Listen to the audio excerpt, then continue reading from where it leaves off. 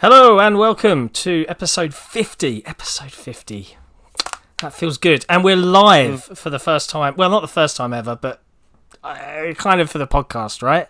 Yeah. For a regular episode. For a regular episode. So I guess, as always, Sikamikanico here. I'm joined by Shpeshal Ed. Is he bringing it back? What? Yeah, he is. Oh, dear. It's weird. I was just saying to Ed before we clicked the buttons and turned everything on, and hilariously, I'm really nervous, and I'm never nervous before doing this, but for some reason being live makes it kind of... I'm apprehensive, but I'm sure it'll be fine. Yeah. But right before we clicked the button, Ed's connection dropped, he froze, it's the first time anything's ever happened.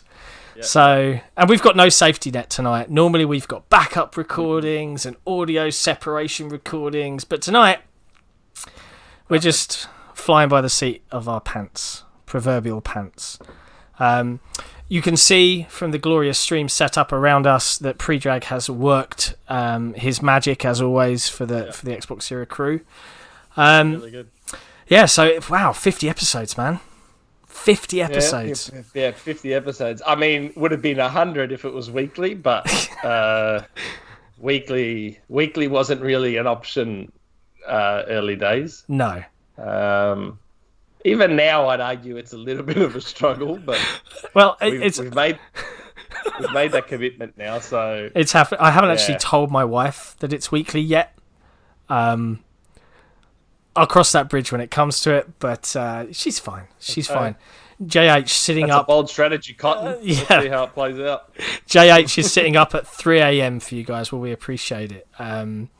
It's we're going to try and do this. So just to set the record, we like doing live shows. I think we're hoping we'll have a lot of fun tonight. And the plan hopefully will be we'll do a live show every other week. So we'll have 1 week where it's a normal podcast. You can jump on Spotify, YouTube, watch it when it releases.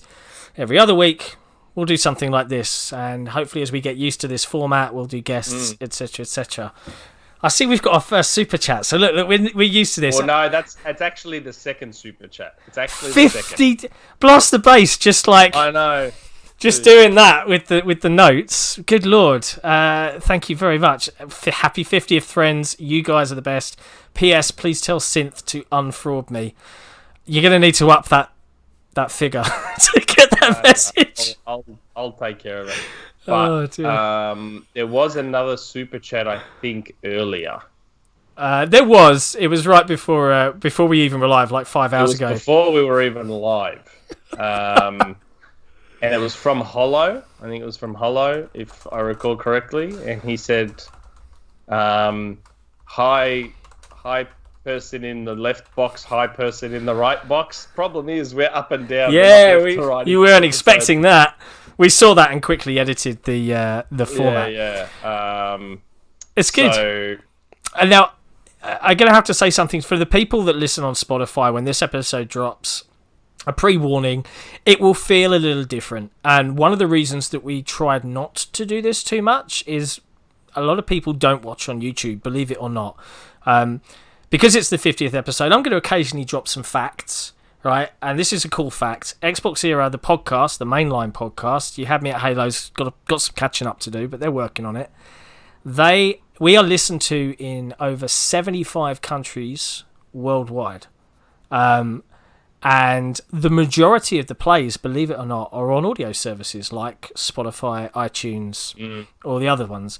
So if you're listening to us on one of those, it might feel a little bit weird because we do have to stop and shout out to folks in the chat because it's a live show. But we'll keep things moving and try and make it interesting for you to listen to along. And obviously feel free to check it out on YouTube if you want that experience instead. But we're going to try and stick to things fairly normally tonight. Right. So I'm just having a look now. Hollow did say hello, left box guy and right box guy. So we'll say top guy and bottom guy. Appreciated. And Hollow. My friend Nick will like hearing that. But yeah. So before we dive into the week's news, what have we been playing? And I've actually got loads to talk about this week, which is unusual. Yeah. So I'll let you go first. I don't have as much, but you know what? For the first time in a long time, I'm playing a new game, Samurai Showdown. Got a review copy of that. Our review is up. I gave it a 7.5. It's really good. I used to play Samurai Showdown when I was a kid, and the new one feels very much like the original. Its biggest issue is that it's ridiculously bare bones in terms of modes and stuff, but the actual game is really good. Stunning. It's running on Unreal Engine 4 and it looks really good. But that's the only new game I'm playing outside of the stock standard stuff. Rocket League. Yes. Fair enough. Well, don't worry, friends, because I've been playing lots of wonderful new things. Cool, blimey, what have I been playing? So, first of all, EA were kind enough, a little bit after the embargo for everyone else, but hey, we're small, I'll handle it. They dropped me through a code for It Takes Two. I say me because I shotgunned that game. It's getting such good when reviews. It announced.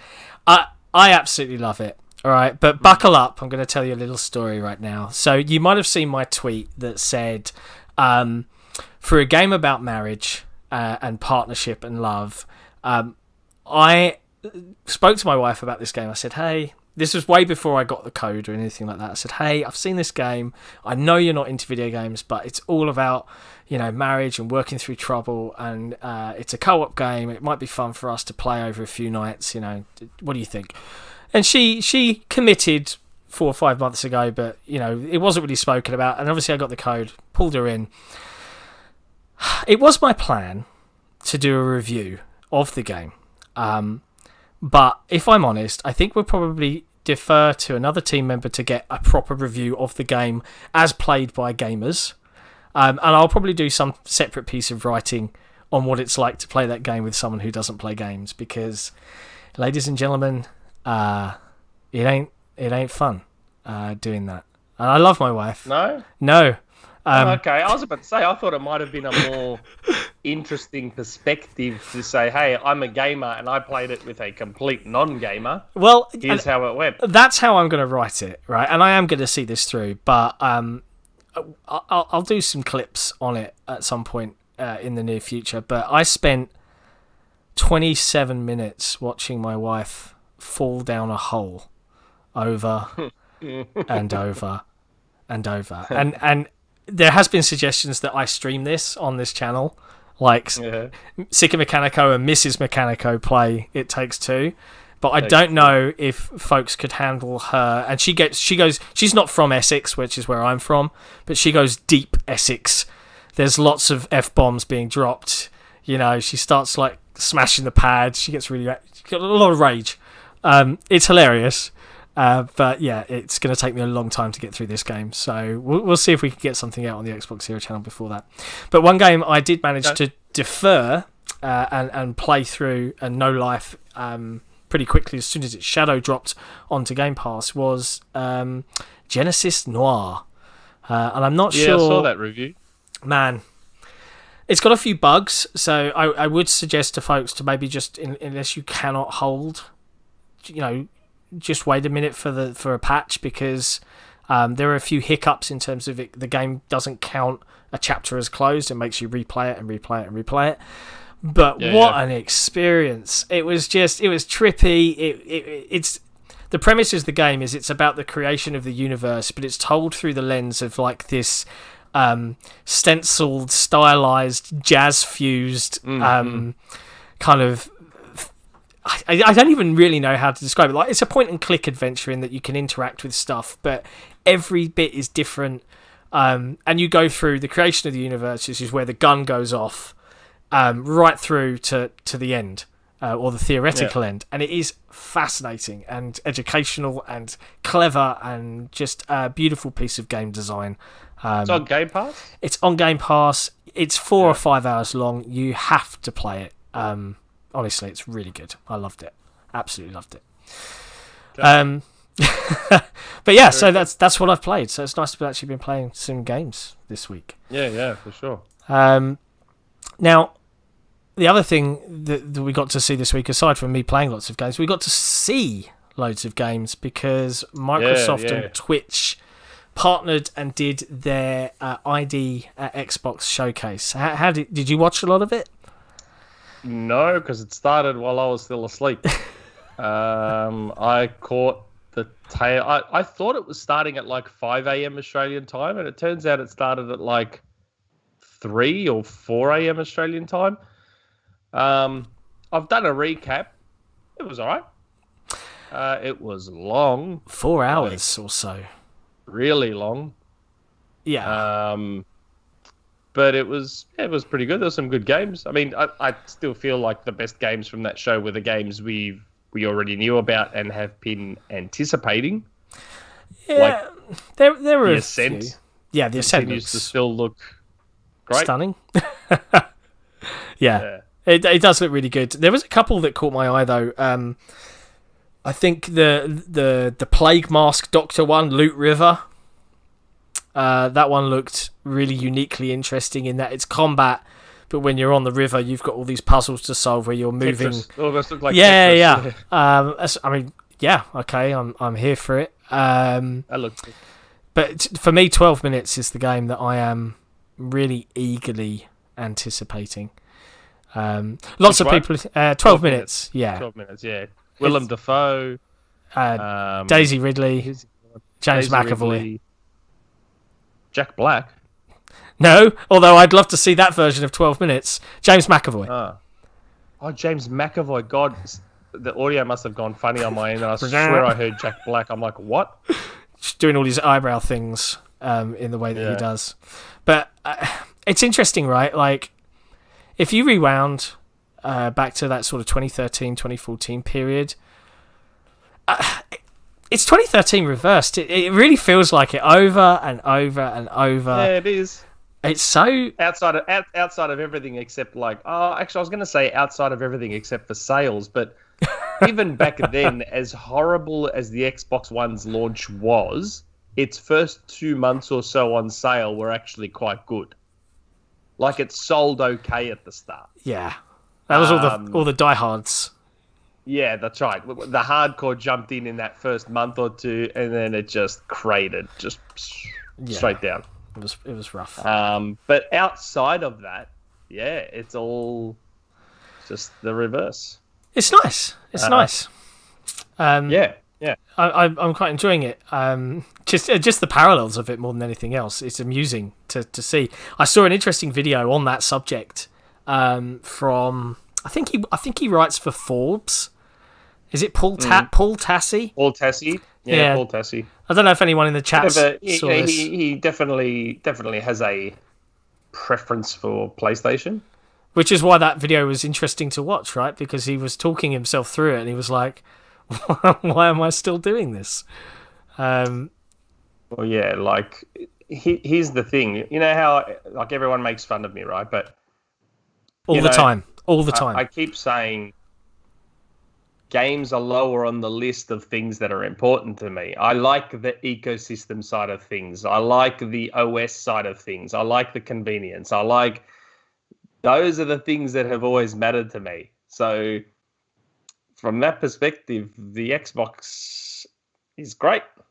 It's, I know you wanted that new UI, but mate, that PS5 UI is, man, I do not like it at all. Yeah, more and more I'm glad that we didn't, right? Because I hear that PlayStation users have a lot of quirks that just aren't quite where they should be. Look, there is one aspect of the PS5 UI that I love, and it absolutely, not that it's a high bar, but it absolutely destroys the Xbox UI, and that's in the sharing features. Sharing screenshots, sharing videos, start streaming. Like, it's so fast and so easy and just so accessible. On Xbox, it's still a bit of a shit show. But, yeah. Aside from that, I love the way I love how Xbox is taking that PC gaming sort of nature, I guess, and putting it into consoles. Yeah. I like that our consoles are just upgraded hardware that run our games better, and like I don't know. Yeah. I like it. I prefer this connected cross-play world because I've got a bunch of folks that still play on console and I've got a bunch of folks that only play on PC, and the majority of the time we can play together without having to worry. Yeah. But it's how it should be, and it's how it always should be going forward. No more closed-walled gardens, please. There's no need. I feel like I want to interact with the chat more. Yeah, we can interact with the chat more. I feel like I want, and the thing is, we're on camera, so like, I don't want to spend my whole time just looking down or like, I want to. It's weird. Like, remember, not a lot of podcasts do the live and on camera thing. That's true. So, I feel very under scrutiny right now. I shaved. Okay, so see, this is why I like it. So, Somnia, look at me, Nick. I'm looking right into your eyes. I always feel like I want to line the chat up like to just roughly where the camera is, so it looks like I'm just looking deep into your soul. Yeah. And that's the thing. Like, I wanna look at the chat and see what's going on there, but then I don't. Yeah. Let's. Okay. Well, we were talking about the idea Xbox Game Show, so I'm just fishing through the chat right now to see what other people were chatting through. Brad Ward Fight says he signed up for the insider preview for Lawnmower Simulator. Brad, you do you, my man. You know, like I'm not going to judge you. Please come and mow my lawn. I'll give you a real life version because I haven't done it all year. Samsung Tetris Effect was the best. Yeah, and then we've got Tetris Effect. So good. It was an absolutely killer game, and on Game Pass and on launch with multiplayer. It was really good. Jesse, aka Don Cabeza, the review machine, one of the Xboxera team, says he's looking forward to Moonglow Bay, Death's Door, and Omno were all new and great looking. And Hollow followed that up with, it's cool to see that indies have made $2 billion through Idea Xbox since it became a thing. When did Idea Xbox launch? Was it 2015? It was with. I thought it was with early Xbox One. It was early Xbox One, but it wasn't at launch. Someone in the chat keep me honest here, because I can't remember. I don't ride kangaroos to work, by the way. Now I don't. Lamp Tramp. Contrary to anymore, I don't ride kangaroos anymore. So not since the police stopped you. Yeah, that's right. And the court order from all the kangaroos. Lamp Tramp, do that again with the IS6, just for my own edification. Well, now I feel a little shy. It was 2013. I had a feeling Idea Xbox was like right at the start. It was 2013. By the Agent 47 of video games, Phil Harrison. According to Somnia. Thank you, Somnia. And thank you, Google. Banana Peel Jack. Banana Peel Jack, cool. Yes. Congrats on 50. I've been a PC gamer for 20 plus years and will not buy an Xbox console this gen because of Game Pass, but I still listen every time. It's fair enough. I'm glad we can entertain you nonetheless. To be honest, Banana Peel, I play majoritively multiplayer stuff on my PC anyway, but I still have the Series X here next to me for playing with my console pals, because sometimes it's nice. It's nice PC gaming, lol. Yeah, I've got plenty of friends that think that too. I don't think there was too much else from the Idea Xbox show. I mean, I saw a bit of conversation around the format, and I don't know, and I'd be curious to see what the chat thinks about this, because the format, I saw a lot of people saying, Microsoft, you need to sort it out. Like, this format's terrible. It was too long. It was etc. etc. etc. But as I understand this format discussion. No. As I understand it, this was a Twitch show that asked to partner with Xbox. So Microsoft, aside from saying here's Idea Xbox people and you can talk to them, this was a Twitch front and center. You know that's not how that works. Yeah. You know that's not how. Like, we know that it was Twitch running it. But I know, yeah, the people that want to complain, it was Microsoft running it. Yeah, fair comment. Again, nothing to me. There wasn't anything wrong with the format per se. Did some of those talky segments drag on a little bit? Probably, like 4 hours, for an indie show. Like E3 doesn't go that long.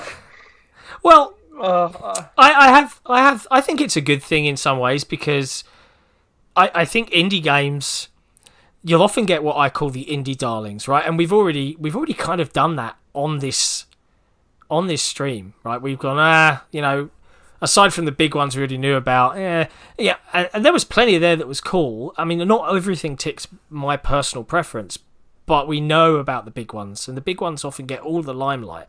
So in a way, I've done developer interviews for this channel, and it's nice to be able to talk to developers who love their game and have passion, have made something cool, but because it's not going to make millions and millions of dollars unless they're really, really lucky, they don't ever get to do that. So in a way, I'm kind of like, I don't begrudge them spending 4 hours because it's up to... No, I know, but... It's up to the audience to watch it or not, right? That's right.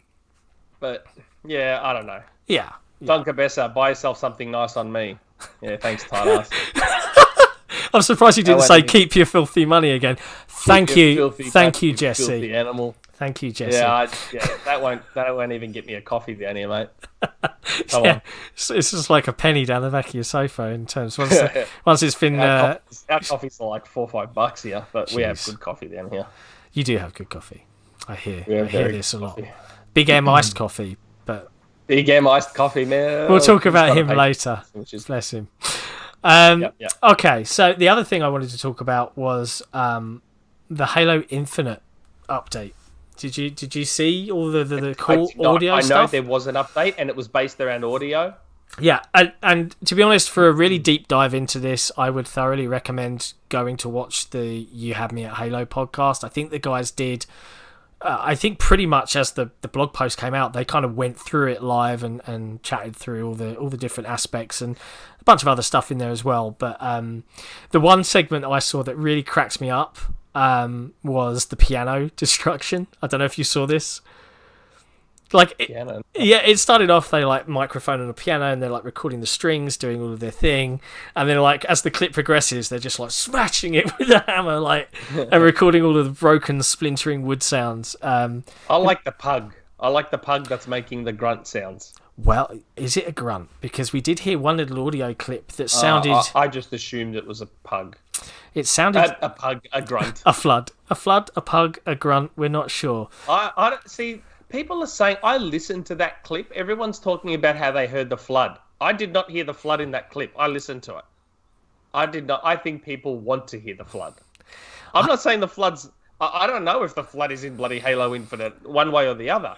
I'm just saying that in that clip, I didn't hear the flood.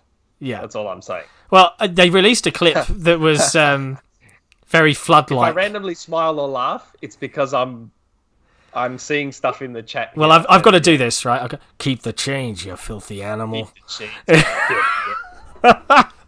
Thanks, Super Shrooms. Well, I think for Halo Infinite nerds, you've got to have seen and theorised that it's Zeta Halo. There's probably the Palace of Pain on there. A lot of people are thinking there's got to be Flood, and they released a clip that sounded suspiciously tentacled. In that blog post, so I'm all for it, man. I've missed them. I hated the flood. It was one of the things I hated the most about CE. That and the library. Boo this man. The library sucked. The library was fun. Good lord, Somnia. Here's to 50 more episodes. Love the community that Xbox Era has created. Also, this helps pay for some of those extra shirts. Good lord. You guys are going crazy tonight. This is insane and kind of cool. Somnia. Wow, don't do stuff like that. I'm old. I don't. It's weird when I see stuff like this. So you'll have to. Yeah, it's a weird adjustment for me. I don't think that, and perhaps the audience doesn't quite understand. Like we really didn't want to do this. We did want to do it, but we really freaked out at the idea of all of the super chat stuff and all of this thing. Yeah, it was weird. But if you want someone to blame for us doing it, blame Jeff Grubb. It's all his fault. And Rand as well. Randall. Blame Randall too. Yeah. And by the way, Somnia, you owe us money for all those shirts. You've got like 5 shirts. To be honest, I checked the account Somnia a day or two ago, and there's nothing showing up there that shows that you've been charged a bunch. So maybe someone came across and was like, "This is a really cool shirt, and it's so easy to make," and just stamped like 4 extra on there for you. Got that one. Nice. I'm wearing. That's the staff one. That's the staff one. That's the hero shirt. Yeah, we can't. And the back. See that? Yeah, it's pretty nerdy. I love it. Yep. I love it. Yep. It's good. Yeah. So speaking of Halo Infinite, I believe you made a prediction some time ago. Yeah, I know, Mr. Special Ed. I've got 3 days. Look, are you going to just suck it up? It's you've been right a lot lately, and I acknowledge that. Yep. I appreciate that. Yeah, but that was a prediction. I didn't have any inside information that Halo was going to get cancelled on Xbox One. That was just a prediction. There is no and difference. I've got 3 days, and we know Microsoft does like to announce stuff on Mondays. And Monday, what's the date on Monday? 28, 29, the 29th. So you never know. It's not. Monday is coming. If you're wondering what we're referring to, Nick made a prediction that the Xbox One, so the OG Xbox One, One S version, and presumably the One X version of Halo Infinite would be the Xbox cancelled. One, the Xbox One version. Yeah, no, it doesn't seem to be the case. Which I didn't think it would be. I have 3 days. If it happens, so next week's episode, we'll talk about it. I've got 3 days. Okay, we'll let it go there. It's not looking good. Don't get me wrong. I'm aware of the fact that it's not looking great, but you never know. Special Ed, your audio levels are still low. Do we need to turn? Do we need to turn him up? Maybe. Well, or do I need to turn me down? Is that the command? I don't know. I can't change anything on my end. It's true. Okay. How's that? JH, you have to keep us in the know. The tiniest smidge. There you go. I've turned me down, and I'll position the mic slightly further away. I'm a fake insider. Yeah.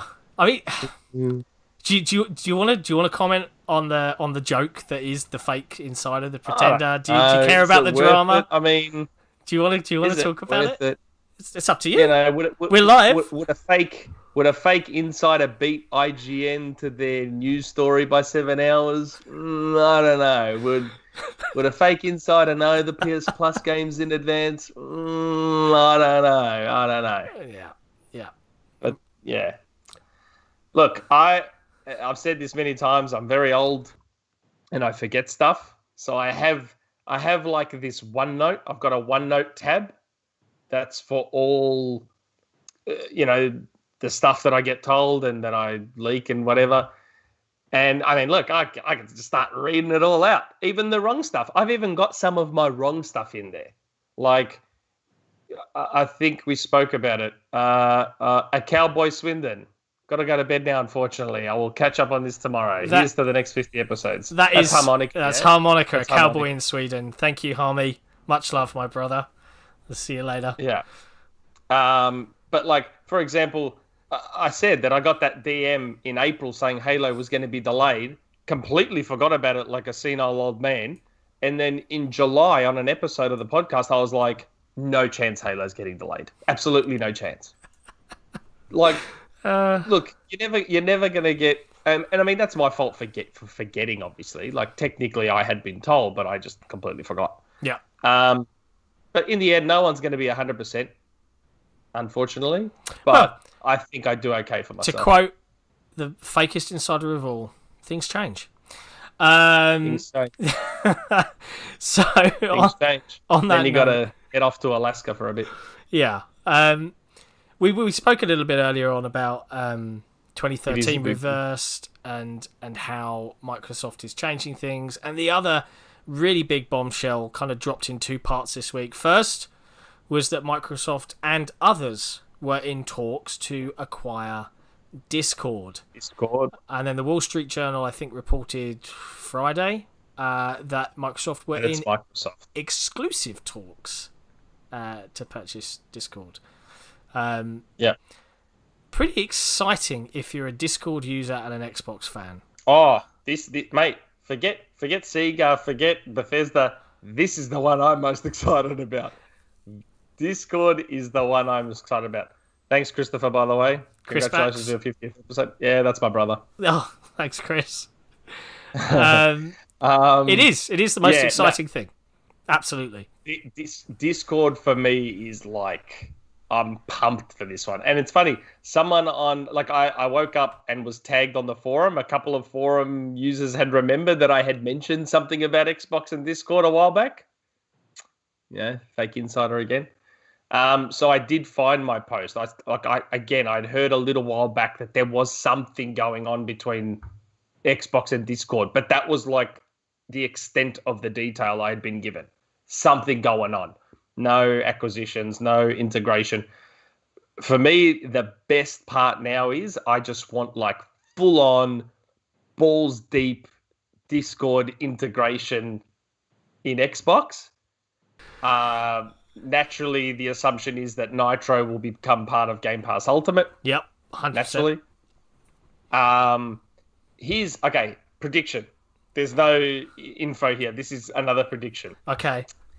Let's work, and again, this is working under the assumption that Microsoft is in fact going to acquire Discord, which I so hope they do. I reckon if Microsoft acquires Discord, they will negotiate a deal with Nintendo to integrate Discord into Switch. So that will become their messaging and friend management platform. So you'll just be like cross-communication with Switch 24/7. Wow. I reckon that's what they'll do. Yep. Blast the bass, you got to stop, dude. Seriously. What's he done? Stop. at least it's only 2 this time. Change your name to Vindicated Ed. Yep. Yeah, could work. It could work. But yeah. I mentioned earlier that I play a lot on PC. You know, we obviously have the XboxEra Discord, which I know, and it's difficult to talk about the XboxEra Discord in detail, because the reason we built the forum is because, full honesty, we do not want to manage a massive Discord. That's just true, right? So we're not going to hide the fact that it exists. It exists, and it's cool, but it's an acquired taste. But I use Discord as well to chat to my father. I use it to chat to my friends. I use it to keep updated. We use it to manage XboxEra. Good. It has been invaluable. And I've always hated when we've been playing crossplay. Oh, someone headset doesn't work on the Xbox. Oh, they want to use Discord. We can't. You jump into an Xbox Live chat. The quality is just frankly not as good. The idea that all that can suddenly become crossplay and entire communities can grow on the console and the PC, it's great. I want to see it happen. The possibilities are massive. Like, remember, you can stream your game to Discord as well. Yep. So you have to think, okay, they failed with Mixer. Do they find a way to have a second crack at it with Discord? So maybe they expand, because Discord. So remember last year, Discord said, look, we want to grow this beyond gaming. We want it to be more than just a game communication platform, whatever. You cannot tell me that Satya didn't hear that and his ears just perked up a little bit. Like, oh, here we go. Well, the pandemic helps them here, right? Because when that dropped, they were like, we feel like we have a responsibility to help and do more. And they launched a program to help communities grow and stay connected. Yeah, yes. And that's great. And that would play a big role. So I could see a future where so Discord, the website, has like a front page where, like on Twitch, there's already a bunch of top streams going. Yeah. And maybe the most popular streams are all there on the front page, but then you can go to their Discord server if it's public and watch more streams. Or, I don't know, man, there's a lot of possibilities. I mean, obviously, I'm seeing the sentiment of, Microsoft ruined Skype and Microsoft ruined Mixer. Now they're going to ruin Discord. Look, understand something. We've got 3 options with Discord right now. Option number 1, Discord eventually goes away. Eventually. I mean, they're obviously looking to go public or be bought for a reason. Option number 2, they go public, which would suck for Discord users because that means ads, that means potentially mandatory nitro, that means God only knows how horrible it could get. Yeah. Option number 3, they get bought by someone, in this case, Microsoft, and new modern Microsoft maybe leaves them alone or helps them grow or... Well, I think that's the key point, right? Is modern Microsoft, like, to touch on the first point, people always say Xbox ruined Skype, that it's going to go the same way. That is like the standard go-to argument. And we have to pause to allow you to do this impression. Yeah, I know. G'day. Can we get a g'day, Mr. Eldon? G'day. Thank you, Hollow. Yeah. So people say, it's going to ruin Skype, like they ruined Discord, like they ruined Skype. Skype was better after the Microsoft acquisition. It was terrible. I remember in the old days of Skype, they used to have no offline chat functionality. So I use Skype regularly still to speak to my dad, right, before we switched to Discord. But I could type, he could send me a bunch of messages, but if my app wasn't open, yeah, I would turn it on and suddenly it would be all the messages would come through. It'd be like, what? Because they didn't have any cloud backend infrastructure back then.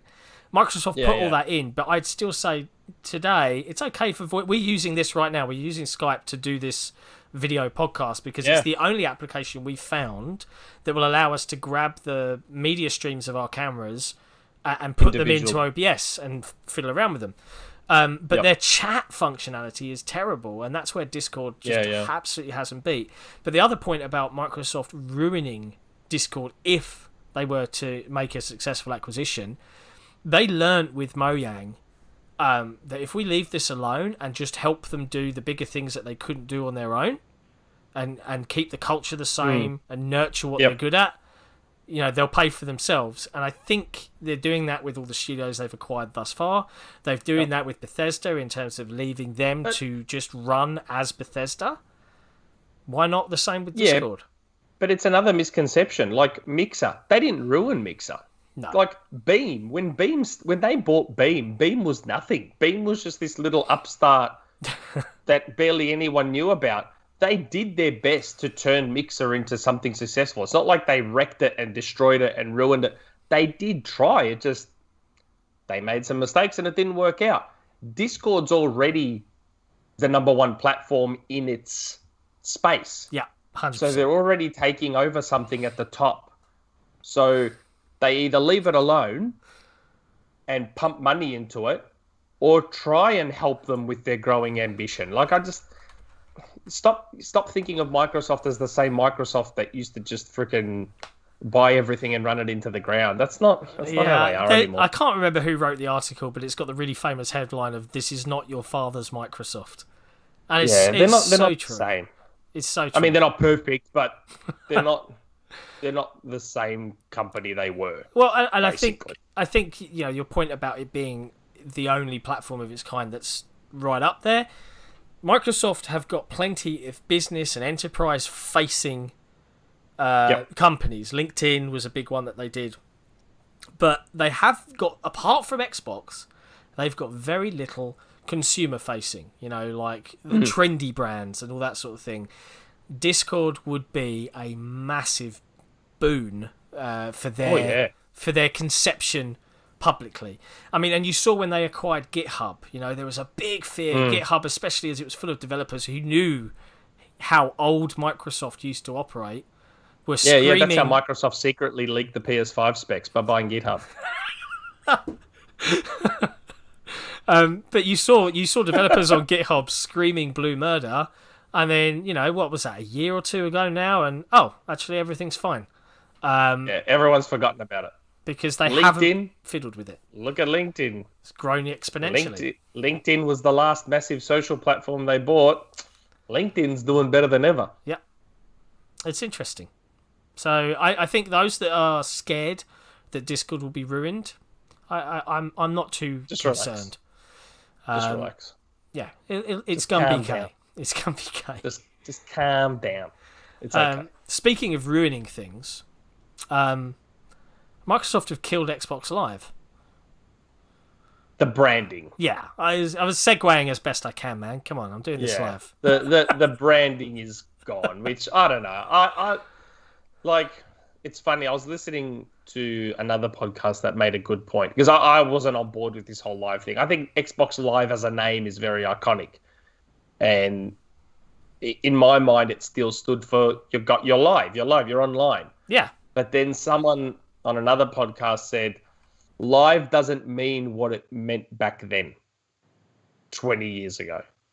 Live now means you're live, you're streaming, you're live, you're live on a podcast, you're live on TV. So it could be confusing or what. Like, I guess I kind of understood that side of it. I still feel like the name was very, very strong and iconic. I don't know. It's done now. There's nothing I can do about it. Yeah. I can only bring back shitty controllers. Yeah, the Duke. Duke. There was a little bit of there was a pang of sadness, I guess, at the idea of the brand of Xbox Live going away. You know, and I feel sorry for Major Nelson the most because he always uses, "Hey, it's Major Nelson. It's Xbox Live's Major Nelson, right?" And now he's got to do that horrible fumbling because Xbox is not a nice word. Yeah, it's Xbox. I know, it's not. It doesn't roll off the tongue. Yeah, I feel sorry for Major Nelson. Xbox's Major Live. Yeah, he's the true Major Nelson. He's the true wounded party in all of this. It's Xbox Networks, Major Nelson. Doesn't have the same ring to it, you know. I feel sorry for him, but there you go. But I'm not too fussed about it. I think, you know, again, when you talk about Xbox, what's Xbox? Is it going to be Xbox Gold now rather than Xbox Live Gold? No, I think they said the Live Gold stays. Interesting. I think they said... Yeah, I think they said... I might be wrong. Maybe someone in the chat can correct me. I thought they said that the Xbox Live Gold specifically is staying. I might have misread or misunderstood. I don't know. Well, they haven't... But I thought they said it's staying. You're talking about the name rather than Xbox Live Gold? Yes, the name. Okay. Xbox Live Gold. Let's not get everyone excited. Although, for the record, I'm still in camp. It will go away eventually. But I fully... I'm less convinced. Really? I'm less convinced. Now that free-to-play is free, and by the way, or am I going too early on something in the show notes? Oh, yeah, we are. You know what? May as well jump to it now. Go for it. Go for it. So, yeah. Well, they kind of link into each other. So, obviously now in the insider rings, they've got the free-to-play games going free. But Party Chat is now going free. And cloud saves. Christ. And cloud saves. Yeah. Isn't that included, or am I thinking of PlayStation that don't include cloud saves? Dude, cloud saves were already free. They have been free. On Xbox One, they've been free from day one. On 360, that's probably what I'm thinking of. For them. Yeah, I think on 360 they were part of Gold. Actually, no, they weren't. On Xbox One, it's always been the case. Always been free. Fair enough. So, yes, that's right, Somnia. He is thinking of PlayStation. Oh, duh. Now, once free-to-play's gone free and Party Chat's gone free, that will suddenly put Xbox ahead of the other two in terms of what they offer for free. Because right now, with PlayStation and Switch, you have to pay for cloud saves. But you don't have to pay for free-to-play games. Yeah. Soon, Microsoft won't have you paying for free-to-play games or Party Chat or cloud saves. It'll be the whole... All you'll have to pay for is multiplayer, straight multiplayer, and that's it. Yeah. I mean, it's good in that, yeah, finally... But that's the thing. It's like, come on, it took them far too long to flip that switch.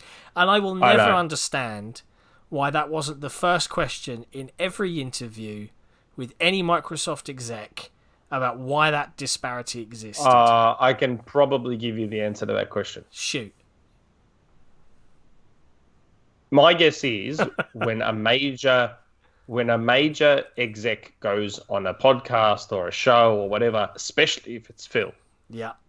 I'm going to go ahead and assume that there's a list of questions they're allowed to ask and questions they're not allowed to ask. Yes. Like, if we manage to one day, God willing, get Phil on here, my guess is we're going to have a list of questions we can ask. I'm going to push for the 4K dashboard question. I'm also probably going to push for, I don't know, something else, but I'm going headstrong into that 4K dashboard question, that's for sure. Well, this is the thing. Those are the kinds of questions I would want to ask. Yeah. I wouldn't be able to help myself. But then you say that, and I agree with you. There is probably a PR person in the background saying, yeah, you can't ask this, this, or this, right? Yeah. But then you look at like the giant bomb, which was always my favourite part of E3, was the couch interviews, right? Yes. And before I go further... Yeah, before I go any further, thank you, Scarecrow121, for waking up early. He says, boy, congrats on the 50. I woke up early on my day off for my you. My only day off for you. Thanks, mate. Appreciate I wake it. up early every time we do this, mate. I remember the other way round in the early days when I was up at 4:30 a.m. to fit in around. I was the afternoon guy. Cairo was the late night guy, and you were the only early morning guy. Yeah. Those roles have reversed. Mind you, 9 a.m. is not as early as 4:30 a.m. So I think you're doing okay. I think you're doing okay. No, it's not. 9 a.m.'s not too bad. But yeah, I remember the giant bomb interviews where, and I remember particularly there was one where Gersman said, so what's it going to take to stop shipping broken games? Now, you sort of feel like, what do I say to that?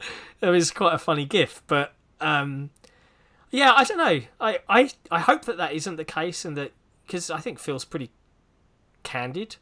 He doesn't strike me that's the thing. He's too candid. That's why they have the leash on him. He's too candid. Like, because Phil, and I know this is going to sound cheesy, and I know this is going to sound like bullshit, whatever. But Phil is kind of just a normal guy. Yeah. Like, I sent him do you remember when he was doing the Gary Whitta Animal Crossing talk show? Yeah. So we were all watching it live in the Discord, and I sent him a DM saying, this Animal Crossing live thing is really hilarious. It's really funny. And he just replied saying, yeah, it's fun. Like, he's a normal guy, and he probably gets as excited about gaming stuff as we do. So he probably wants to tell everyone about everything. That's true. I imagine he would. They have to keep a leash on him, and they have to keep tabs on him. Otherwise, he's going to say too much. Yeah. And for the record, I know we talked about getting guests and things for this 50th, and we considered it, and there were attempts made and some conversations were had. I won't share any more details than that, but not yet. So it's one day soon. We do have someone lined up. I don't know if he's going to be on next week or the week after. I've reached out to Modern Vintage Gamer, MVG. Mm-hmm. Greek Aussie. Originally from Melbourne, but he's living in the US at the moment. Big in the retro and emulation scene. He did a really good YouTube video on how on the Series S being an emulation beast. Yeah. So he'll be on very soon. Cool. That's good. Yep. Ed, comment. Yeah. Hey. Congrats on the 50. Here's to another 50 chapters, which will be 47 more chapters than what Shenmue had. Yeah. I don't know. Shenmue doesn't need any more chapters. Yeah. I think I still think that to a degree, Gold, as it exists, it does not. It's the only thing left that does not gel with every other aspect of what Xbox is trying to push. Cross-play, cross-platform. I know. We keep saying equal stance for everyone. And that's the question, right? Why do you feel it's okay to ask console players for one amount, but PC players for nothing? And he could point to the disparity between Game Pass on console and Game Pass on PC, but I'd argue they're serving different audiences, and PC Game Pass players... Hold on, but even before Game Pass existed, they were already doing Play Anywhere and talking about combining those ecosystems and all that sort of stuff. So even if Game Pass didn't exist, it still wouldn't fit. Yeah. Like, it's just, yeah. I don't know. I think we've said this once before, I believe, but my guess is they're probably waiting for Game Pass subs to hit a tipping point, like a particular internal target, 30 million, 35 million, 40 million. Yeah. When they'll turn around and go, okay, this is bringing in enough now. Let's get rid of gold. Yeah, and I don't know. William Karuna in the chat has said, I believe it's because Xbox is sold at a loss and PCs can be very expensive. I've heard that point too. I don't necessarily... I don't think it's sold at a loss anymore. Yeah. Is it? Barely. I think these consoles are being sold at a loss. Maybe not the Series S, but certainly the Series X. But I think the Xbox One, for example, was profitable from day one. Yes. Understandably, because it was an overpriced console. Yeah. I was being polite. With the camera. With the camera. But I don't feel that, if you're out there pumping this message out, it's just such a jarring disconnect that at some point you could say, yeah, the reason they don't charge PC gamers for Xbox Live is because they tried and it flopped completely because PC gamers refused to even acknowledge it. That's right. That would be my thoughts. But yeah, I have nothing. I have nothing, by the way, on Sleeping Dogs 2. No, I don't know. That's news to me. Nothing at all. Sleeping Dogs is a good game, though. I loved Sleeping Dogs. It was great fun. It's a good game. Now, you mentioned this earlier on in the show about beating IGN to a news story. Yes. 7 or 8 hours before IGN Korea, of all places, posted it. I know, so random. Very random. So random. Maybe they just read your tweet and just made an article out of it. Maybe they did. Maybe they did. I don't know. Who knows? But do you want to shed a bit of light? That is pure coincidence. I'll say the truth here. Out of absolutely nowhere, I DM'd one of my people and said, can I put out a tweet about how, like, Square's going to put more games on Game Pass? And they're like, okay, just, don't name any specifics. I'm like, no, just generally that Square's putting more games on Game Pass. They're like, okay, go. So I typed out what I was going to put because this is what I do. I run everything by my sources and say, is this okay to say? And they were like, yep, that reads fine. Go for it. So I put the tweet out that, Square's not done putting games on Game Pass. There's more coming. And, that got a bit of attention. And then, while I was sleeping, IGN Korea tweeted out that, hey, there's 6 Square games coming to Game Pass. And I'm like, what the hell are the odds of that? That 6 or 7 hours later, they would tweet that. It's a bit odd, isn't it? What was the source? I didn't actually read the Korea article. Oh, neither did I. I didn't read the source either. But so obviously there'd be some kind of deal with Square for a bunch of games on Game Pass. Safe to say, Outriders, Octopath is part of that. Are you a Persona fan, Nick? Me, myself, I've never played a Persona game. Oh. Dragon Quest, big fan? Dragon Quest, no. Huh? I was just curious. No, not that either. I put out a tweet a while back saying if people are into Dragon Quest. Yeah. So yeah, in terms of the games coming, my guy is not awake at the moment. I was hoping he would be watching this live and live DMing me what I can and can't say. That would have been not. fun. So that would have been fun. So I can't. I was hoping to be able to ask him. He'd be like, "Okay, so can I say this? Can I say that?" And he's not awake. He's not awake for me to be able to ask him. Never mind. I can't. I don't know what I can and can't say about this. But Alexander Dark 91, thanks, mate. Hi guys, congratulations on 50 episodes. Also, are we getting a rumor mill this week? We're kind of talking about some of the rumors right now. I was hoping he'd be awake so that I could see if I could say anything. I'm too careful and I'm too paranoid to say stuff if I don't think I'm allowed to say it. Yeah. So, hopefully, if he wakes up, we'll see what happens. DM'd him earlier. I'm looking at the DM with him now. I'm saying, you're going to be watching us live. Be there to make sure I don't say something dumb. Like I literally said, like I'm like a senile old person that doesn't know what they're doing. I need people to manage what I say. But yeah, oh God, I was just about to say something then, and I'm like, wait, I probably shouldn't. There's plenty of time left. There's no rush. We're not even an hour into this shindig, so it's all good. It's all good. Yeah, maybe he'll wake up and then I can say something. You have to stick around, Alexander Dark 91. You never know with this show. Things go crazy, so it's always good.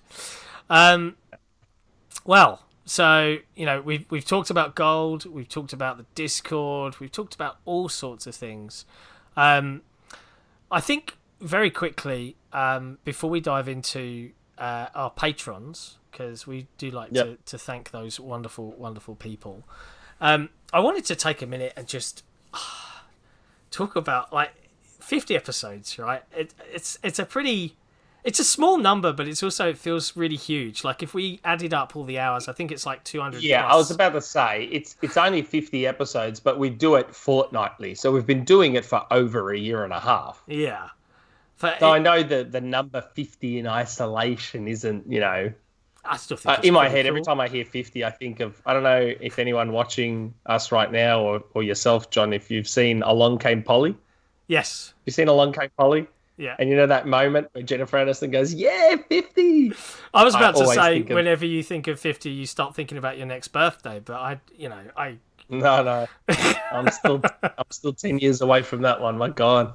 Yeah, that's scary. But it's been a crazy journey, and this all started. So a lot of people will know this, but this all started because Ed had a cool Discord that I wasn't actually a member of at the time. You weren't. At the time, you actually weren't. If memory serves. I remember. I had been talking about doing a podcast for a while. Yeah. And then someone in the Discord was like, "Oh, there's someone on Reset that wants to do a podcast." I'm like, "Oh, is there really?" They're like, "Yeah." I'm like, "Oh, we'll get them in here then. We'll see. Maybe we'll talk about it." Now it went from there. It literally went from there. Yeah, and we had Kyron, aka Figments, who should be back next week and saying hello again. He ran the main thread on Reset, right? So there was kind of this natural merging of ideas and thoughts because I really was pushy and made everyone want to do it. We had the Discord, we had the OT, and man, look at where we've come now, doing all this kind of stuff. And it's genuinely every single person's watching, every single patron that we've got. They've all made this kind of stuff happen because as that started to happen, we've been able to do cool things like upgrade the forum servers. We've been able to, buy websites and have them run and get publisher contacts. We're friendly with EA and Microsoft in particular have been fantastic with us. Lots of indie devs now reach out to us to help cover their games because unlike some of the bigger publications, we actually do play games, and not just sell games. I think that's a key difference. Yeah. And it's all thanks to you guys. So, I am A, kind of humbled and B, super grateful. So, I just wanted to just briefly touch on that. But it wouldn't be an XboxEra podcast without giving a shout out to our patrons. So I will quickly hope that nothing breaks doing this live, and just thank you to every single one of them. There are a lot of patrons. I think we've got 50. It's a big number of 50s right now. We've got some tier 1s with the tip jar. Something close to that, yeah. But it's our tier 2s and 3s, Scarecrow 121, Torn Raptor, Nottian, Shadowgasm, Blaster Based, Big M Iced Coffee Milk, and now I'm really thirsty, yes. VK Andrew, Sowing Shade, K, Not Jack, Keris, Crazy Spaz, and Dylan. Thank you guys ever so much. It's mad. And also, while I'm on the subject, a massive thank out a thank out. Who says that? A thank you to the whole team behind the back end. Like, you might have seen, you'll regularly see like me and Nick's face. You'll see Figment's face. Hopefully, you'll start seeing the You Had Me at Halo podcast faces here soon as well. But they work so hard behind the scenes, and a lot of them don't get to be the face of XboxEra. Arguably, it would be a better face than my face, but they're all absolutely top folks as well. So all the love in the world. Lamb Tramp, by the way, seriously, that's wow. God, this I still see that stuff, and it freaks me out, man. It's yeah. This is for everyone else in XboxEra except you two. and me, like an idiot, I just went and said thanks for being so lovely and helping me greatly these last 6 months. Nick can take some money for a pipe though, Karis. Yeah, I need that. I need to get that prank pipe. I've got one. Pipe.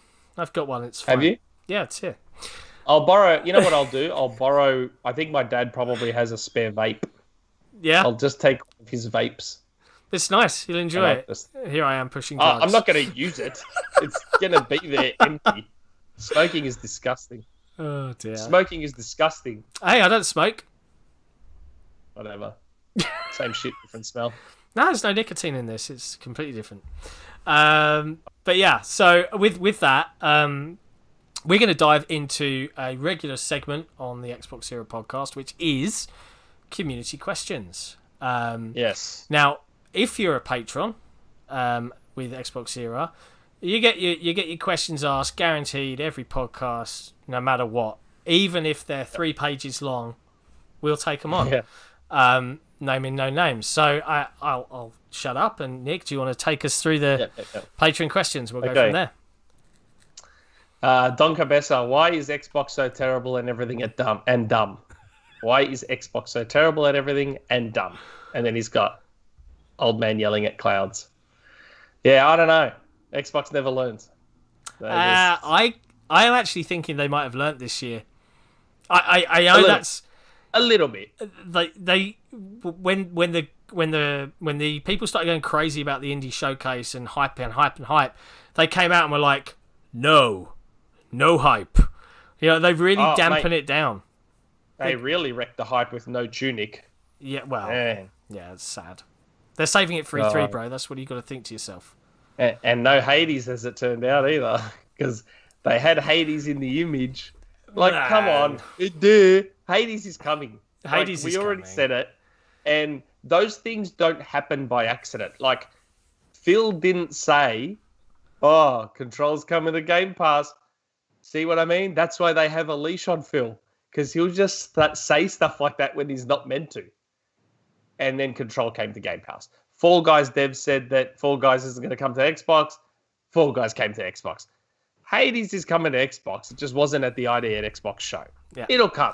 Don't worry. For those of you looking forward to Hades, it's going to come. Shadow drop at E3 would be my bet, but that's not... Did we get... knowledge? Actually, we'll get to that super chat after these. Yeah. Blast the Base. Happy 50th geezers. Do Americans use geezers? I'll allow it because Blast the Base is a legend. Obviously, a lot of influence from the UK and the AU. Yeah. Influence in the Discord.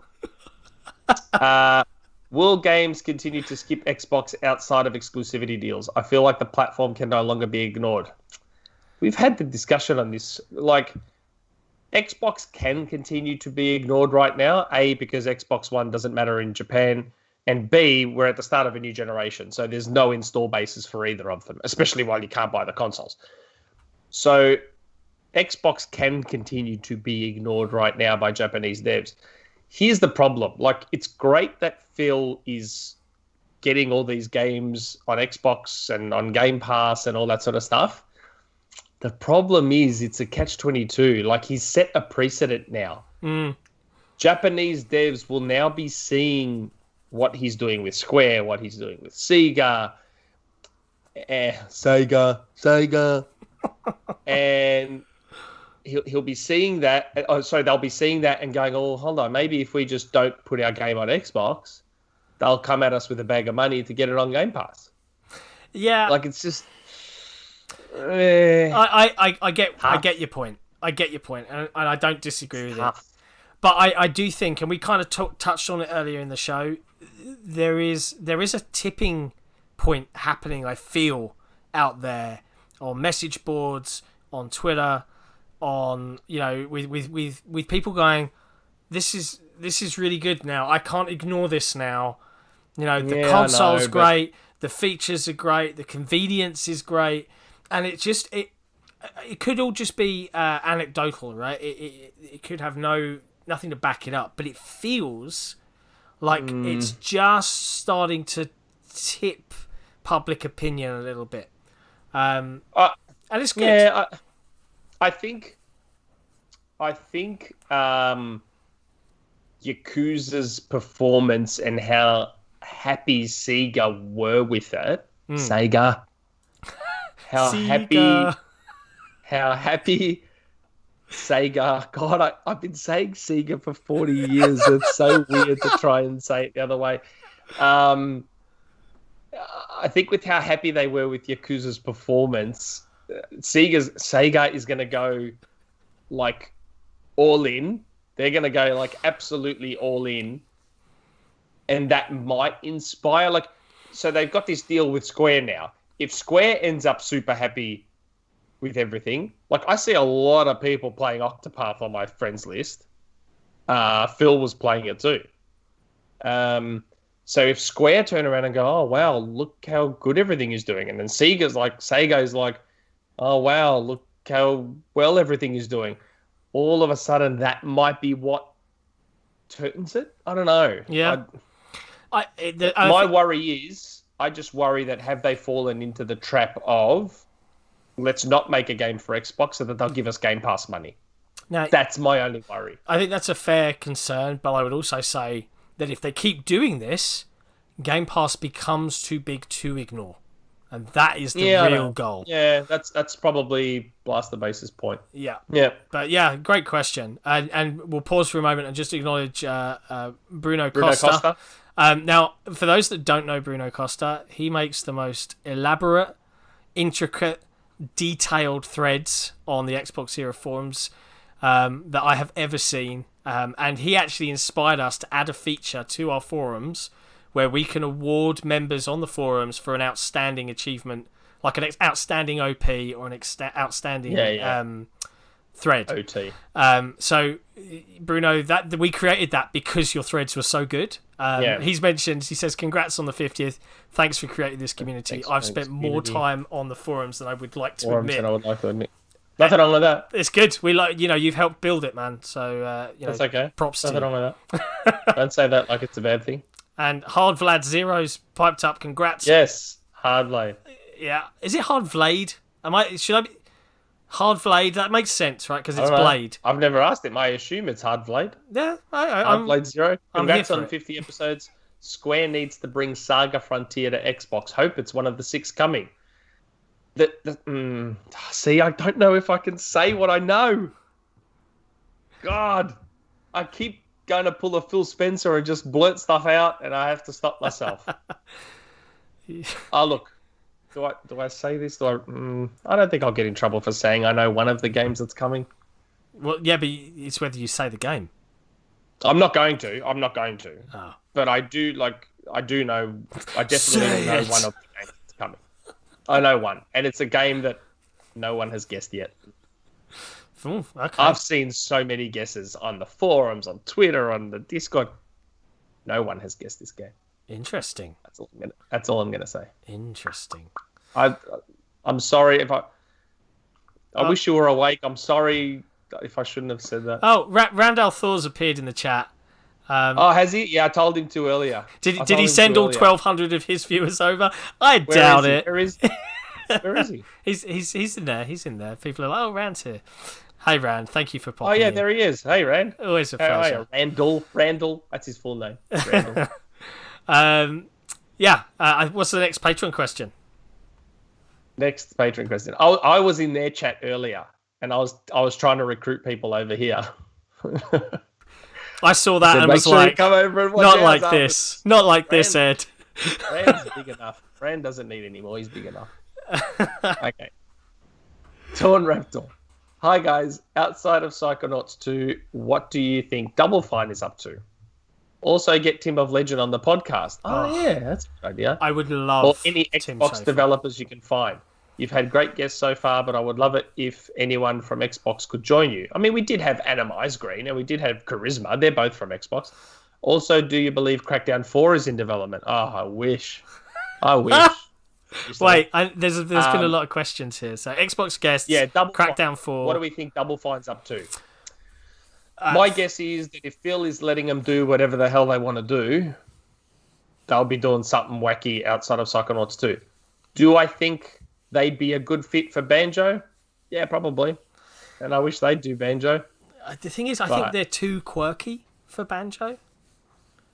They're too out. No, I reckon they could dial it back. I reckon they could dial it back if needed to. I also feel like, go on.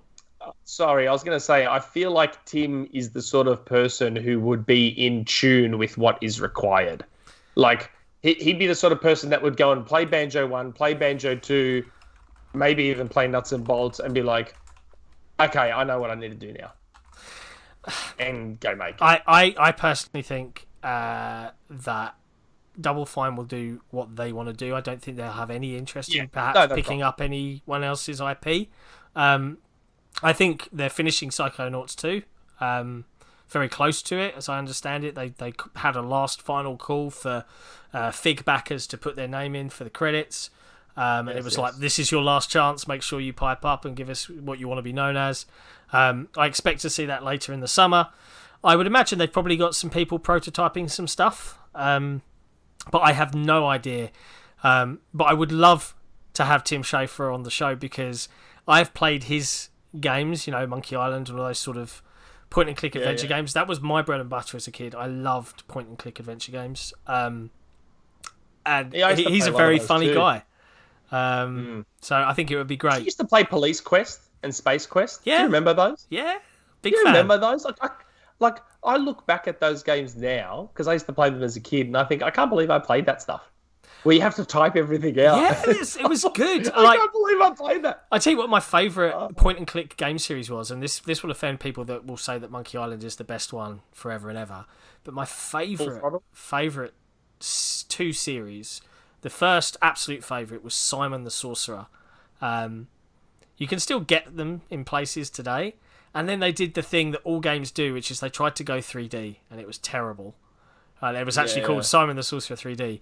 But Simon the Sorcerer 2 ended on a cliffhanger, and then Simon the Sorcerer 3 was just terrible, or 3D.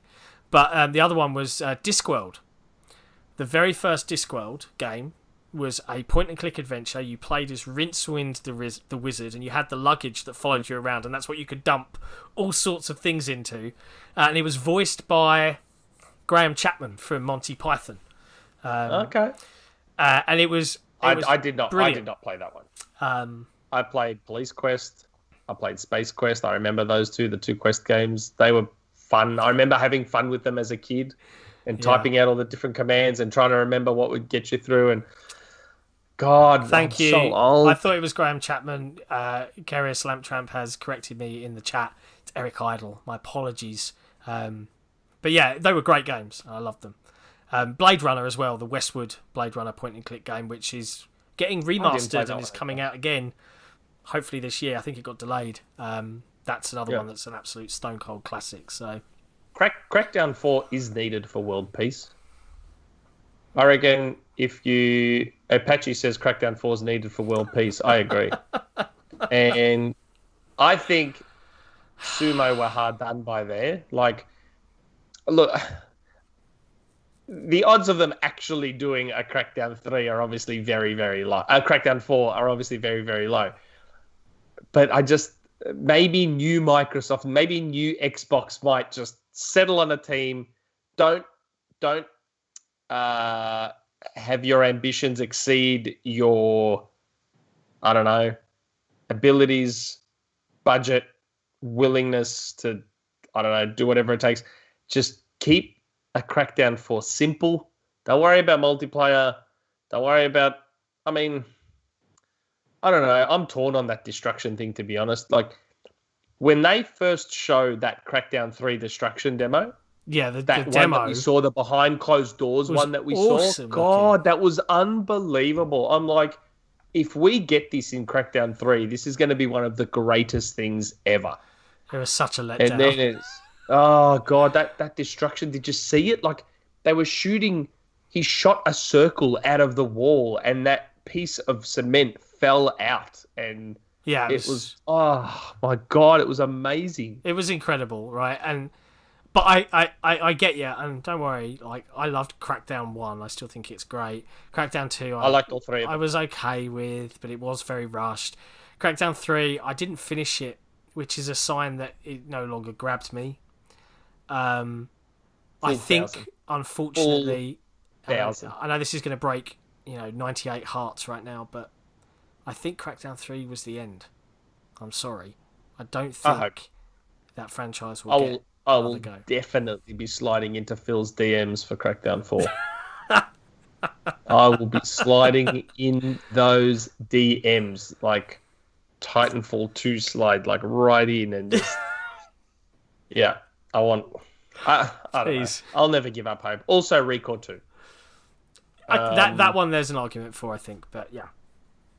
But in terms of getting Tim on the podcast, I didn't even think of that. We should have a crack at getting Tim on. Yeah, it's difficult. I get the impression that, funnily enough, the heads of studios are rather busy. Yeah. Well, like I said, we did have Adam Icegreen, who's part of... I mean, was he part of World's Edge at the time? Yeah, he was working on Age 4. He was. And bear in mind, and I forgot this, we didn't cover this last week. Age 4 is having a big deep dive on April 10th. Yes. Someone shouted Jeff about... Grubb mentioned. Yeah, someone shouted about talking about it. I'd love to get Adam in to talk about that now that he's, his lips have been perhaps unsealed. But you might have to brace yourself. The last time we had Adam on, we were actually all in chat for nearly 5 hours because he's got a lot of stories and a lot of it wasn't recorded because we couldn't publish it. But yeah, he was an absolute blast to chat on the podcast. So he was like our first guest, right? He was our first guest. Wow. We'll need to get him on again, Definitely. Especially now that Age is being released. Like I'll try and get in touch with him and see if he'll jump on again. It would be cool. Very cool. Yeah. Okay. Next question. It feels good that we're not in a rush, doesn't it? Yeah, I like it. Yeah, it's good. It's nice. DA game. Hello, Xbox era blokes. See, that's better. Blokes is better than panel.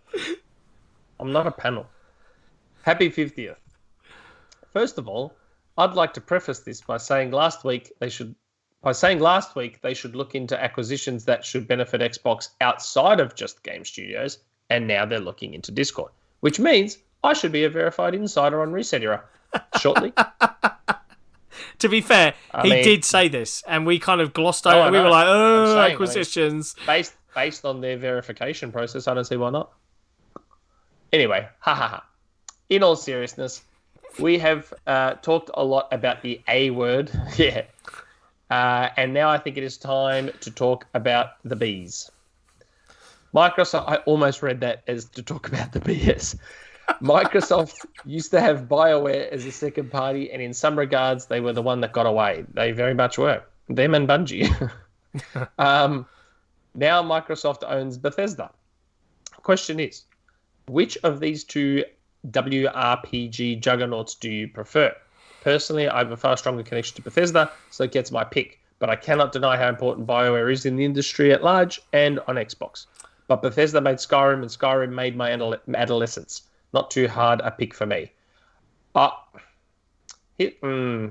perspective is weird because both BioWare and Bethesda really only have the one IP I care and or cared about. So, from Bethesda, there's Doom, but I actually liked Anthem. I know not many did, but I liked Anthem, and I think BioWare, while they don't obviously have as many games as Bethesda, I feel like a lot of their games are massive in the industry. Dragon Age, Mass Effect. Jade Empire wasn't massive, but that was another game that was revered on the original Xbox. I don't know. I guess I give the nod to Bethesda, because they've got Dishonored as well, and Wolfenstein.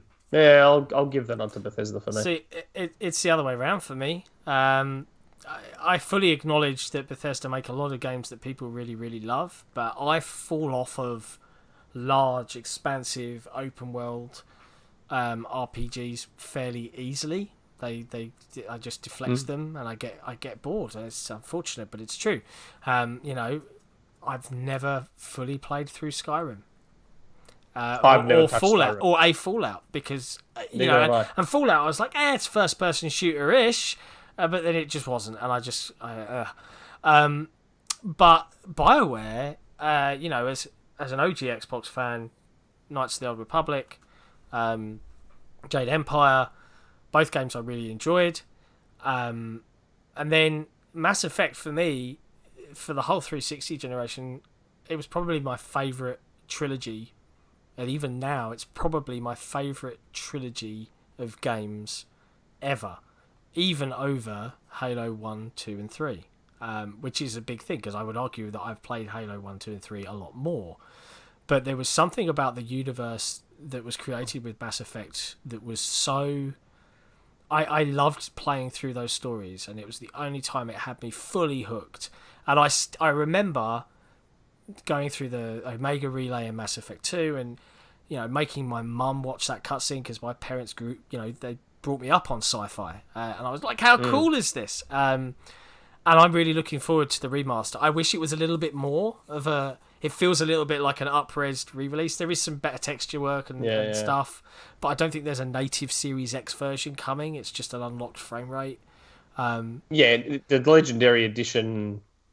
I assume we'll have some enhancements, won't it? It's got. I haven't read up on it. I don't think it's got a optimized for Series X version, so I can expect 60 FPS. Sure, I'm sure Phil will have a chat with Andrew Wilson, and I don't know.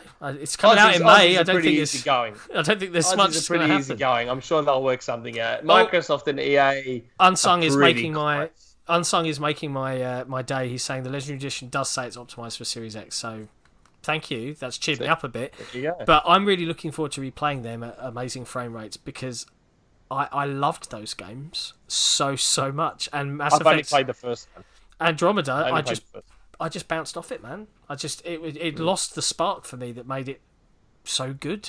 So yeah, I give the tip of the hat to BioWare in this instance, and they were the one that got away, which is a shame. Yeah, very much so. Okay, so I think we covered that. Next question. Big M iced coffee milk. He gets a lot of love for the name alone. What is... I used to drink Big M iced coffees all the time when I was in high school. I love that stuff. It's so nice. I'm sure it's poison, but it's so nice. What is your guys' favourite beverage? And why is it a Big M iced coffee milk? And also, the stickers pack just shipped 10 days ago. I'm very excited to put them on my Series X. Do you know if it's going to be the new sticker pack that you announced a couple of hours ago or the old one? I'm excited either way. I'm just curious. It will be the previous version. Well, if it's 10 days ago, my assumption would be the old one. Yeah, it will be the previous version. The new version sticker packs look really, really cool. Really cool. And the t-shirts favorite really beverage cool as well. Mine? Favorite beverage? Yeah. Are we talking... You know what? I want to make something out of this question. Let's break it down, okay? Okay. Our favourite beverages. We're going to have alcoholic, soft drink... Yeah, okay. And general, okay? Now, for me, alcoholic, I don't drink alcohol, so the closest thing to an alcoholic drink that I have is lemon, lime, and bitters. Mm-hmm. I do love my lemon, lime, and bitters. My favourite soft drink is Coke. I was very much on the Pepsi Max train for a long time there, but Coke is the best. And my favourite overall beverage is vanilla iced lattes. It's a good choice. So iced coffee, but they're an iced latte. See, it's in Melbourne, Melbourne's coffee culture is amazing and world class. Like when I went to Greece, I asked them for an iced latte and they looked at me like I had dog shit on my face. They had no idea what the hell I was talking about. and I could not get an iced latte in Greece. Wow. And even some places in Melbourne, like you ask for an iced latte and they give you a coffee milkshake, like they put ice cream in it and they do all this. And it's like, that's not what I want. I don't want a coffee milkshake. I want an iced latte. It is literally a latte with ice. It's cold. And put a little bit of vanilla essence in it. Not vanilla essence, a little bit of vanilla syrup in it. And it's now so good. So good. This is an interesting one. I don't drink either, but if I had to pick an alcoholic drink, I'm actually a big kind of Recorder League Copperberg fan. I had Recorder League for the first time a couple of months ago. It's nice. It wasn't too bad, actually. It's good stuff. Not too bad. Aldi, locally in the UK, do a version. I think it's called Almo or something like that. It's fine. You know, I'm not a big drinker. I know plenty of beer drinking friends, Harmonica, Vinny 13, who were in the chat earlier. That use the beer. I think it's called Tapper, the app where you rate beers. But yeah, it's not really my jam. Soft drink. I don't actually drink too many soft drinks. So if I had to pick one, I would probably say Lilt or something of that nature, like Coke and Pepsi. Very rare for me to, if I see a can, if it's the only thing available, I'll drink it. But I prefer something a little bit fruitier. And my general favourite drink, I have become a bit of a coffee fiend, similar to you, but I use a mocha, which is like an... it's hot chocolate. It's basically No. So this is quick. A mocha, if I say mocha, people think Starbucks and think chocolate coffee. Wrong. A mocha That is what a mocha is, though. A mocha, M-O-K-K-A, is a little Italian stovetop percolator coffee thing. And you put your ground coffee stuff in, and every morning it's a ritual. Clean it out from the night before, and I got one that gives me 2 cups, right? So I make my fresh hot coffee in the morning, very strong, very deep flavour, and then I let the other bit go cold. And then what you can do is you can make a latte and put it over ice, and you've got your iced latte for free. It's glorious. I'd thoroughly recommend it. If you haven't tried a mocha, you should. I've made iced lattes at home just using my Nespresso machine. Yeah. Like, I've got some mates that have a cafe at work, and they let me buy their vanilla syrup that they've got, and I brought it home. I can make my own iced lattes, but I don't know, this might sound a little bit shitty or elitist, but there's something about buying one. I don't know. I don't know what it is. Trust me, if I made you one out of this mocha, you would think, what have I been drinking? Although, to be fair, Melbourne's coffee scene's a lot better than in the UK. Melbourne's coffee scene is arguably the best in the world. So I won't argue. But what was I going to say? I'm big on kombucha now. Yeah, kombucha is a good one. Kombucha is nice. I mean, look, it has an odd taste, but you get used to it. But it's quite good for you, so you make the sacrifice. I've settled on a couple of flavors that I like. So, and that's the problem with kombucha. You've got to try like 20 different kombuchas in the hopes you will find one that you like the taste of. Because basically kombucha, it's made in a similar fashion to beer. So it tastes kind of like fruity, non-alcoholic beer. And I don't like beer. But I have found a couple of kombuchas that I like. Fair. Random tangent, MDHX, the Ubisoft deal, as far as I understand it right now, is just for a Vault style thing. Does that mean that Ubisoft Plus is impossible? No. Maybe Ubisoft Plus might happen. I don't know. As far as I'm aware, the current deal is around Vault games, like older Ubisoft games. I just wanted to say that. Fair enough. Here we go. Keris' question. I don't have my pipe. When I'm going to be seeing my dad soon. I'll get his vape off. Okay. I don't have a pipe yet. Okay. Hello, younglings. I listened to the other greatest podcast about Xbox, the Women of Xbox, yesterday. That just started, didn't it? Yeah. I'll allow it. That's a brand new thing, isn't it? It's a brand new thing. Yes. And aside from loving being able to hear from women in the industry, it made me more excited for Everwild than ever. After hearing executive producer Louise O'Connor discuss her hopes for the game and experiences that have helped create it, repeating the mantra, rare games, rare make games which don't otherwise exist. It also excited me to hear her talk of returning to the fun you would have with friends exploring woods and finding magic in fairy rings and hidden away corners. Remember, I did say that I had heard it was a co-op game. It made me remember fondly times with my sister exploring the woods around the river where we grew up, climbing trees, making dens, and finding ancient treasure in the riverbed like ceramic pipes. And what we were convinced were, I'm gonna say this wrong. I don't know what this word is. Cistercius? Convinced with Cistercius? I don't know. I need to look onto Patreon and read what you're reading. I'm sorry, Lamp Tramp, if you're watching. Did I pronounce that right? Can you tell me live if I said that right? Cistercius? I don't know. I'm finding it. I'm finding it. Hang on. Lamp Tramp corrects me. Yeah, but did I pronounce it right? Roman coins, Nick. Yes, but did I pronounce it correctly? Cistercius. Tell me if I pronounced it correctly. Cistercius is how I would pronounce that. Well, that's how I pronounce it. Cistercius. Oh, okay. I assume that's correct. Can you please tell me, Lamb Tramp, please? No, I didn't say it right. Well, there you go. I didn't pronounce it right. Oh. Sorry. I'm German. Don't ask me. Well, we get the idea. Coins. Okay. But we're most likely old pennies. All of which leads me to my question. I love it so much. Which publisher should Microsoft acquire next? Oh, God. No, that's not the real question.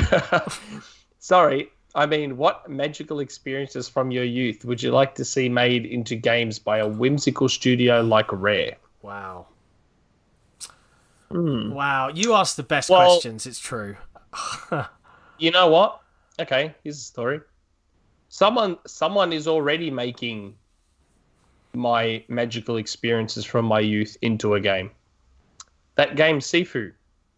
And you must say, wait, that's a game about walking down halls and punching the shit out of people. Yep, it looks really that's cool. What I used to do. That's what I used to do to my brother. I used to punch my brother up and throw him around and do all sorts of stuff. So Sifu is the game that's recreating my childhood. And that game looks awesome. It does look really good. I can't even think. I think I had a really, really fond time. So this is a very personal podcast. So we're gonna roll with it. When I was a kid, sucked in, Trev. My grandmother lived right at the top of the town I still live in today. So she lives a mile or so away from me. And she lived backing onto what we used to all collectively call the forest. And it was, I don't know, an acre or two of very heavy woodland. And it was backed onto her house, and the golf course was kind of just over here to the left. But there were loads of trees, and she was very friendly with the landowner, which was a lady named Paddy. Absolute, and I'm going to use a slur. I'm sorry, I'm British. Just let me have this. Absolute bitch. But she let us as kids, 9, 10, 12 years old, even all the way up to like I was 15, build tree houses. And me being me, I got really into it, and I would argue I had the best tree house in the entire southeast of England, because we spent all our pocket money, everything we earned every week, me and a bunch of my mates, on cargo nets and pulleys, and so we had zip wires that you could pull yourself along from tree to tree. We had pallets up there, all sorts of stuff. So now I'm imagining Rare making some sort of whimsical, and maybe it's in Everwild, like you build a kingdom in the trees. I don't know, but that could be the recreation. And seems like a safe bet. It seems like a safe bet. Fun anecdote. I hated Paddy and her husband so much, even though they let me play up there. I was 15, let it go.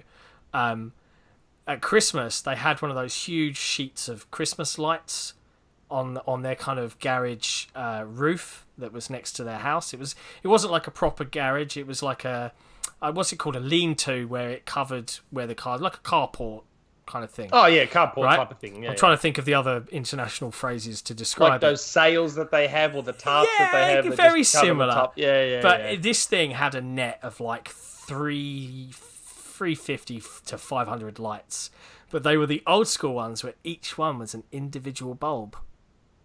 And if you turn one off, if you unscrew one bulb, the whole thing goes off. I was that jerk that, as I was leaving, just went... and just enough, so it looked like it was all the way in, but sure enough, the next day, he was up on a ladder, painstakingly checking each bulb. Checking each one. Felt good, man. That's good. Good question, I've seen Trav go, my brother did that too. And then someone else, hold on, who was it? Wait. Hold on, my brother did that too, Ed. Wait, are you my brother? Yeah, I mean, come on. Anyone who had a little brother, we all used to kick the shit out of our little brothers. Okay, I'm going to tell a story. And if my brother is watching, he knows the story I'm about to tell. Maybe I shouldn't say this publicly, but fuck it, I'm going to do it anyway. So, anyone that has little brothers knows that no one knows how to push your buttons like a little brother. True. And I would have been, I reckon, 16 at the time. And my brother was doing what he does, which was piss me off. And like I got so angry that I've like basically grabbed him by his throat and bent him backwards over the couch. And all of a sudden he's like let out this scream and like dropped to the floor.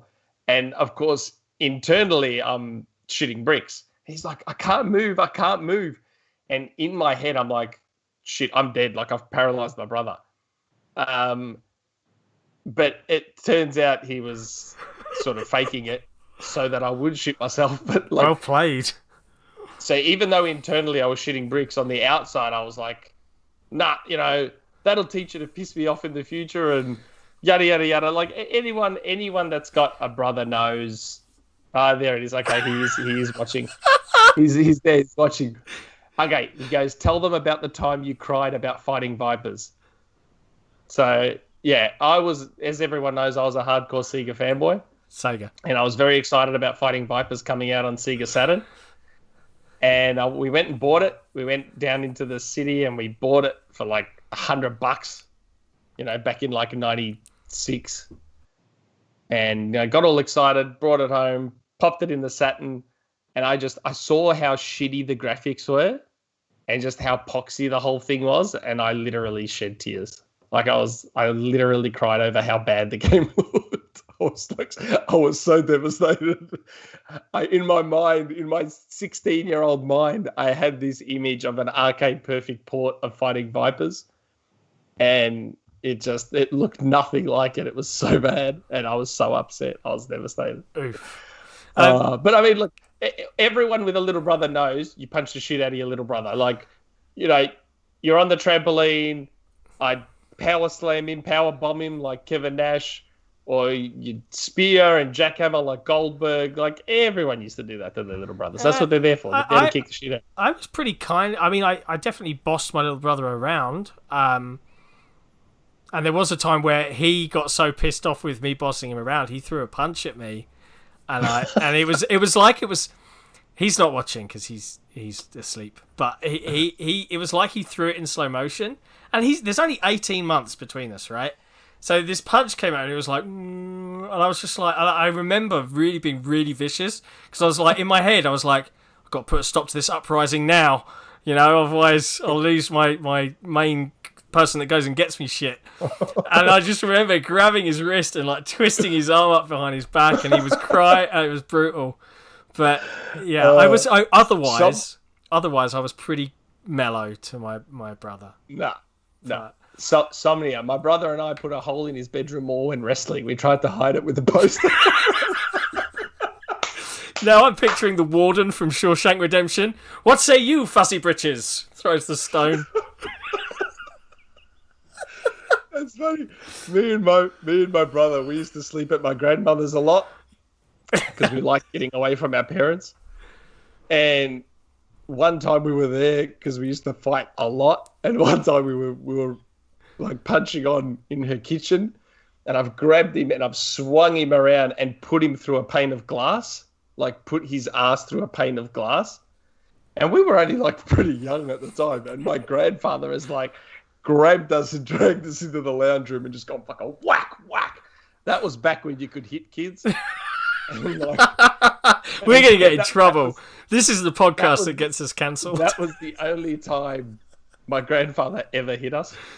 Oh, and my uncle was still living there at the time, and he was a bit of a handyman, so he had to like fix the pane of glass. God, that was funny. Man, I have some of your story is good. Like trying to hide it with a poster. That's kids do great things. Like we're ingenious when you're young. I think. I mean, I'm the middle child of 3 brothers, and my older brother. My parents always used to say that I was the sociable one. You know, I could get rapport with others, talk, blah blah blah. My younger brother's he's got better at it. My older brother was always a bit hated people, and he used to bodybuild because he was bullied quite a lot when he was a kid, right? So he said, "Sod this, I'm going to bodybuild." And there's a hilarious story, right? So he's got one of those things that send the electric shock into your abs, like you're doing sit-ups. Oh yes, so I used to have one of those. So he's like 18. Right, so I was within 15 at this point.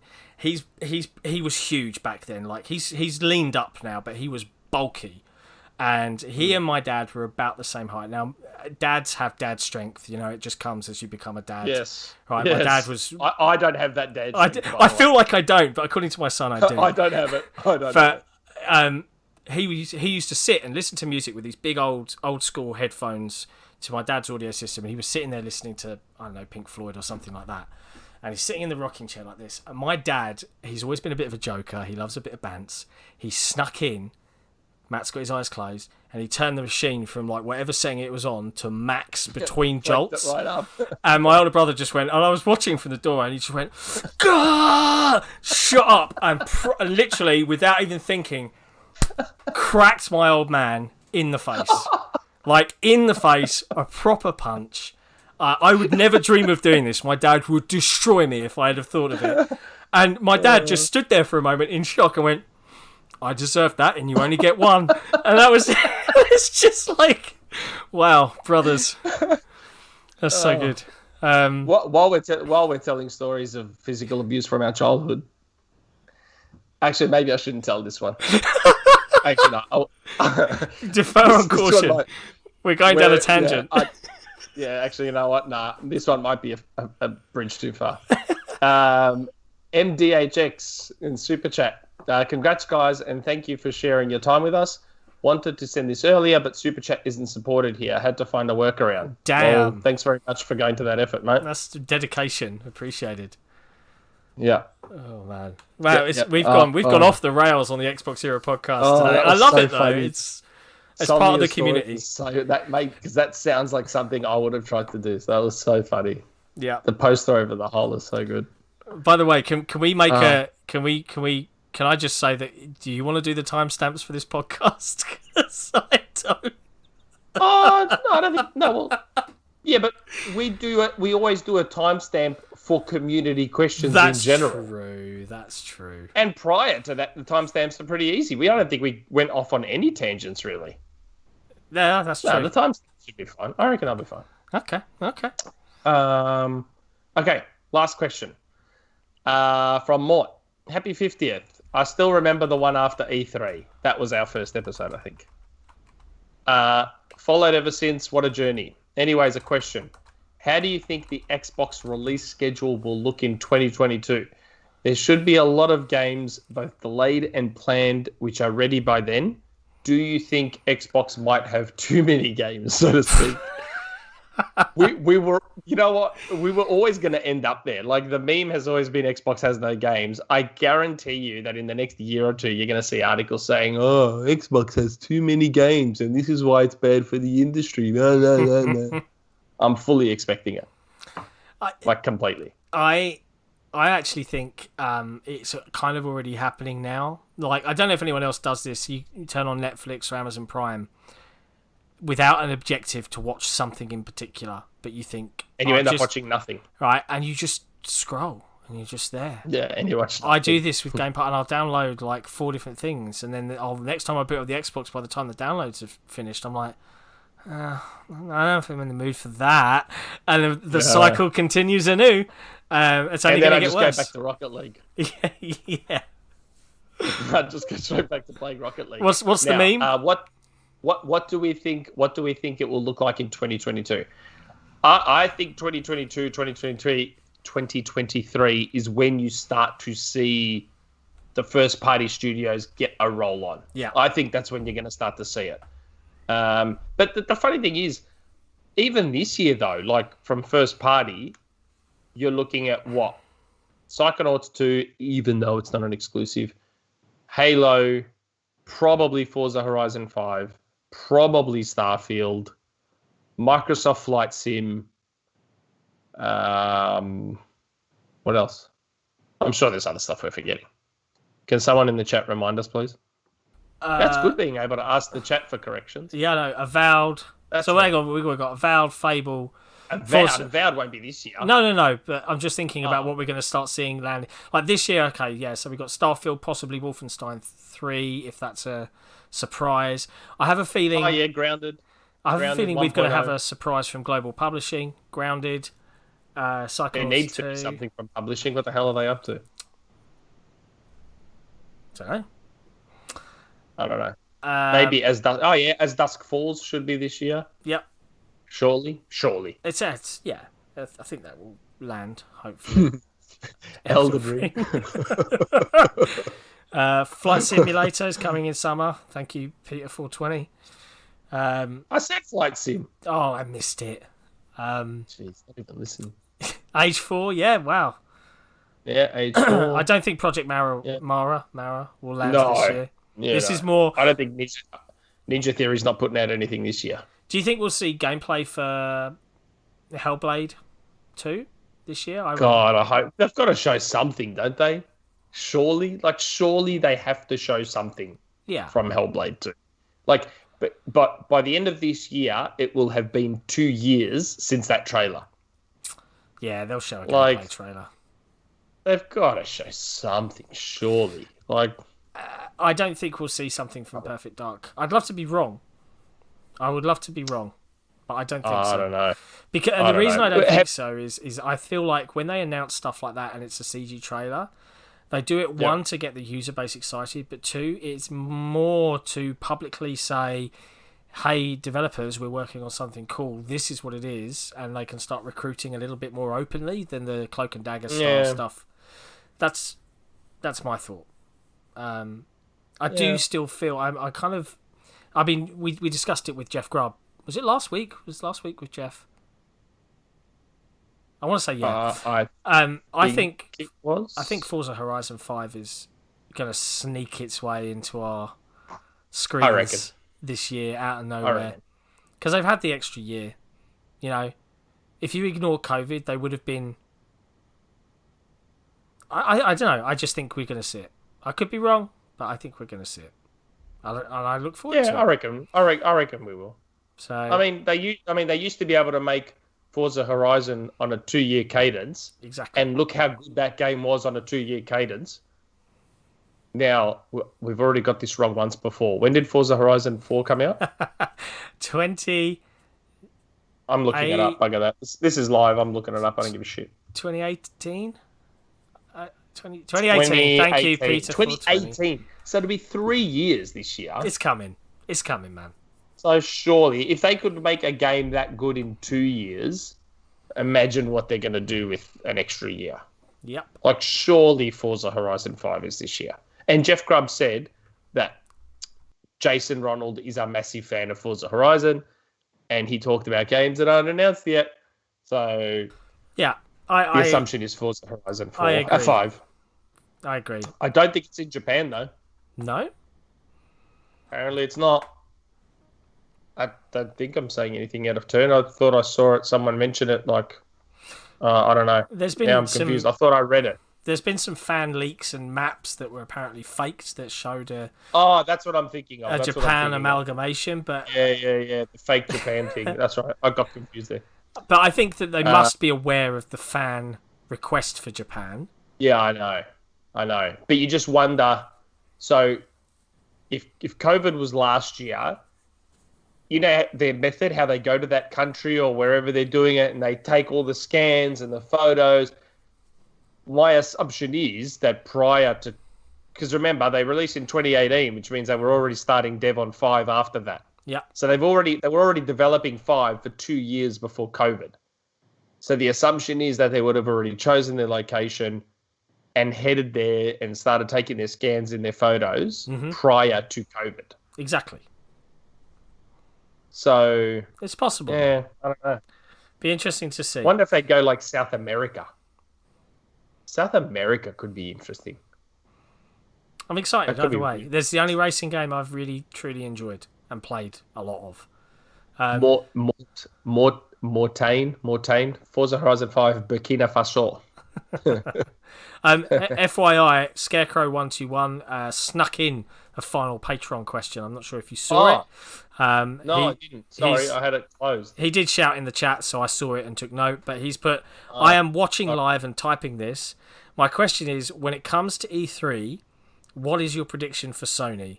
Will they do a show to grab back mindshare after what feels like a solid 6 months of silence on their big titles? I think we'll see Sony do what they've always done, which is announce everything they possibly can. Stuff. You know, we're talking CG trailers, you know, just to get back some mindshare. Yeah, I fully expect that. I don't know.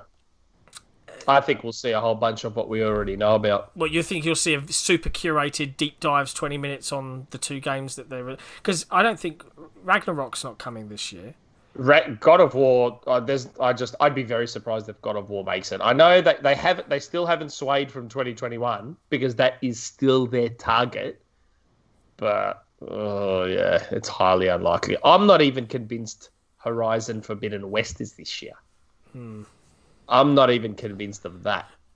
The only game I know that they're definitely releasing this year is Ratchet. That's the only one where I know they're releasing it this year. Like, think about it. If Sony was confident in their release schedule, why are they trying to money hat everything? Like, they're still trying to money hat stuff. Yeah. Like, I know, and don't get me wrong, yes, Don, I know Returnal, but, like, I don't know. I worry about Housemarque and Returnal. I hope Sony's going to buy them regardless of how Returnal does. I don't know. I echo the sentiments of everyone else. I worry about that game at the price they're selling it at. Yeah. I don't know. I hope it does well for them because I love Housemarque. Housemarque's a really good studio. Yeah. And I hope that it does well for them. Yeah. There are, you know what? Some people have popped in a couple of questions on Twitter if you want to go through them. Have they? Yeah. Those cheeky buggers. Yeah. I'll have a look. Yeah, I'll dig it out. I'm there. I'm already there. Are you already there? Yeah, I'm already there. Okay. Why not? We've got time. At Mustafa 200320. Looking forward to the community questions. Well, yeah, it was only the Patreon, but we got time and it's a live show. We're new to this, so you'll have to forgive us if we do it wrong the first time. Yeah. Number 1, any ideas what the rest of Xbox Game Studios are working on? Like Compulsion, In Exile, and other studios. We kind of talked about that. I mean, look, In Exile, we only know about what we've seen, about the hires that they're doing. It sounds like they're doing a big AAA third-person action RPG kind of thing. And it seems like. The only clue I think we could take is they showed off their new studio. It was very steampunk-esque. Yeah. Compulsion, I don't know. No one knows what Compulsion is doing. Very quiet. All I know is that it's meant to be third person and very weird. Yeah. Probably narrative driven. That's all I know. For all those people, that's all they freaking care about. Number 2, what movie franchise do you guys think will make a great exclusive?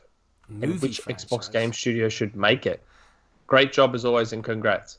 What movie? I mean, Indiana Jones. I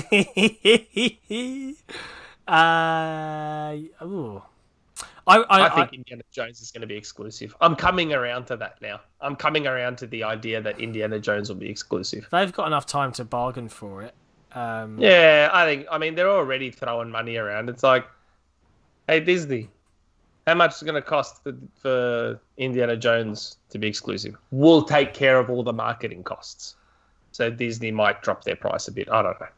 It'd be nice to imagine. I don't know, man. Like, I'm not a huge fan of movies. I know that, back in the early noughties, movie licensed games were a thing, and they were fair. They did okay. GoldenEye. Even then, like, have you watched GoldenEye recently? I've never seen the movie GoldenEye. I've seen like bits and pieces of it. I'm not a big Bond fan. Yeah, it's. I'm not big on Bond. I'm not either, if I'm honest. Like, I like the more modern ones because they're very well shot. Wick. John Wick.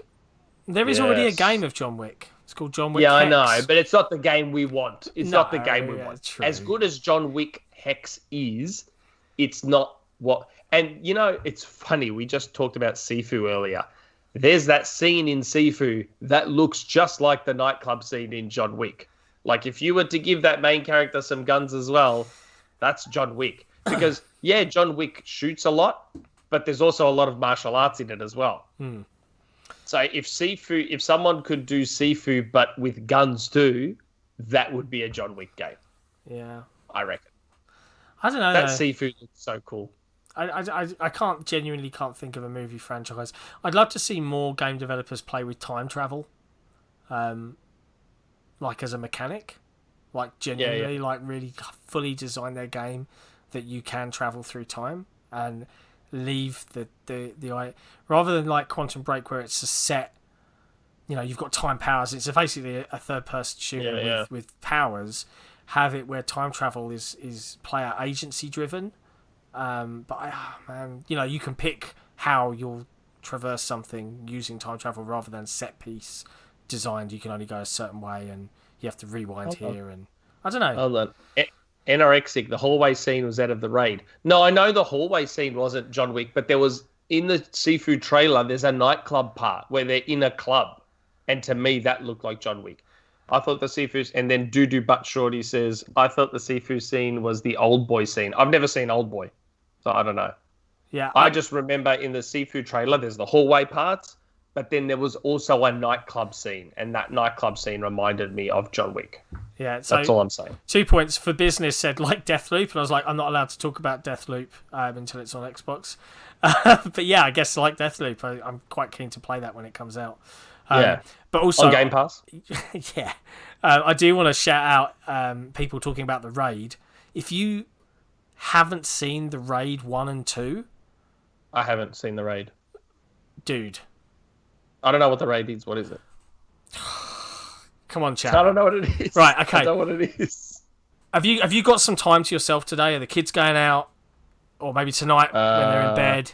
You got any plans? I don't know. We watched Zack Snyder's Justice League last night. Yeah, let's talk about the Snyder cut in a bit because I've seen it as well. The raid, right? So the first raid, have you seen Dredd with Carl Urban? Yes. Right. So the raid is sorry if anyone's a big Judge Dredd fan, better than that, but the similar premise, right? So it's set in Indonesia. Correct me if I'm wrong, people. I haven't seen it in a year or so. And there's a cop he's just an average, SWAT type cop, and they're going in to shut down this drug dealer. But this drug dealer owns this whole block, this cell block, or this apartment complex, and they basically get locked in, betrayed. Everyone's dead except for this one guy, and it's just the best choreographed, no silliness in terms of Matrix style. How old is it? How old is it? I don't know, 2014, maybe something like that, maybe a bit earlier. But then, so it's really good on its own. And then the Raid 2. Now I went to go and see this at an international showing at like 1 a.m. with my best mate because we were so impressed with the Raid. Full British cinemas. I know there's a lot of Americans watching, but British cinemas, we don't clap at the end of films. All right. If you are in a British cinema and you clapped, I would look at you like you were a fucking psychopath because no one is there to receive your clap. Maybe you'll make the projectionist guy up in the booth feel really good about himself. If that's your goal, fine. But no one claps. But when we went to see the Raid 2, I have never experienced a cinema audience like this. Everyone was cringing in unison to some of the gore and some of the fight sequences. And I remember looking across during the best fight sequence at the end in the kitchen. They'll know what I'm talking about. Everyone was right on the edge of their seat, like their arse must have just been like on by a millimetre because it was just so nail-bitingly well done. Dude, you got to go watch these films. Go and watch them. Okay. You'll love them. I'll give them a watch. I have not seen them. I have seen Dread. Dread was good. Yeah, it's a good film. Dread was a great movie, but I have not seen The Raid. I've heard of them. I just never seen them. Got to be watched. Snyder Cut was pretty good though. Do we want to chat? Do we want to go down the Snyder Cut rabbit hole? Do we want to talk about the Snyder Cut? Anyone in the chat? Snyder Cut? Speak or Snyder forever Cut? hold your peace. I'm waiting for the messages to pop up. Snyder Cut. Anyone? Bueller. Sorry, Somnia. Bueller. I was getting really hyped for the raid. I didn't mind it. Did the Snyder Cut use a theme that sounds a lot like Forza Horizon 2 theme? You know, Forza Horizon 2 is the only Forza Horizon I haven't played. Shocking. I haven't played it. It was good. I tried to give a copy to Hideki Kamiya, and he blocked me, the stupid jerk. Like, seriously, on Twitter, publicly, in English, he goes, hey, how do I get a copy of Forza Horizon 2? It's been delisted and you can't get it anymore. So I sent him a DM, I think I sent him a DM because his DMs were open. I can't remember 100%. So I sent him a DM. I'm like, here you go, man. I've got a copy if you want it. I can send you a code for Forza Horizon 2. And he blocks me. I was like, are you a fucking dickhead? Like, what's wrong with you? Like, you asked for a game. I went to give you a free copy of this game and you block me for it. Like, a dickhead. Yeah. Like, what a complete dickhead. Fuck that guy, man. Well, I thought the Snyder Cut was overly long, and I get that it did better by Flash and whatever the Cyborg... Is it Cyborg? Is that the imagination that came up with the name? So Ray Fisher, who plays Cyborg, I remember him going publicly on Twitter talking about how Joss Whedon basically cut him out of the movie. At the time, I obviously we're not to know that. Man, after seeing the Snyder Cut, Joss Whedon completely cut him out of the movie. Butchered. Like, Jesus Christ. Really butchered. He is prominent in the Snyder Cut. And yeah, man, like, wow. It was still too long. And I don't know. I was surprised. It didn't feel like a 4-hour movie to me. I was quite surprised.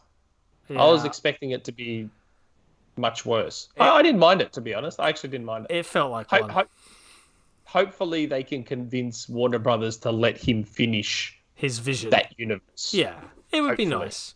It would be nice. But yeah, I still thought Jared Leto's Joker was terrible, though. Oh yeah, Jared Leto's Joker. Like, what was that laugh? Like, Jared. Yeah. Get out of here. Jared Leto's a good actor. Don't get me wrong. Jared Leto is a good actor, but that Joker was. Yeah.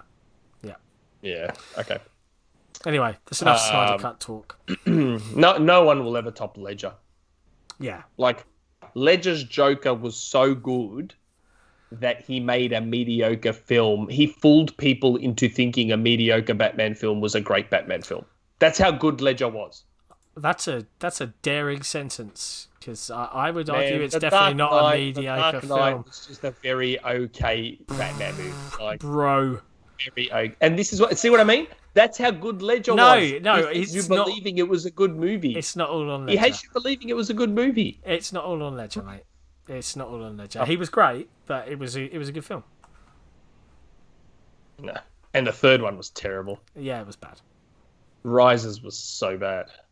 Like, hey, I'm in this deep dark hole in Turkey with no ID and no money and nothing on me. But 15 minutes later, I'm back in Gotham. Somehow. What? Yeah. Did he fly? Who knows? Like, come on, man. A Batman movie set almost entirely during the day? Seriously? Well, I think we need to start we'll start petitioning for another podcast called a movie podcast. Because I love film. I could talk about film a lot. Yeah, I know. Me too. And tell it. Yeah, well, I don't watch much TV because, I watch the good stuff, I guess I would argue. But last shout out on the film topic, if anyone hasn't seen Wolf Walkers, which is by a great Irish studio called Cartoon Saloon. They're the United Kingdom's Studio Ghibli. They've made, I think they're, I want to say 3 or 4 films. They've made Secret of Kells, Song of the Sea, The Breadwinner, and now Wolf Walkers. They're all fantastic. They're 4 for 4. You should go and watch them. Batman movie set during the day would be called Office Space. I got to say, the chat's been great tonight. I'm loving the chat. It's kept me alive. I like that. That was a good one. All right. Another question on Twitter.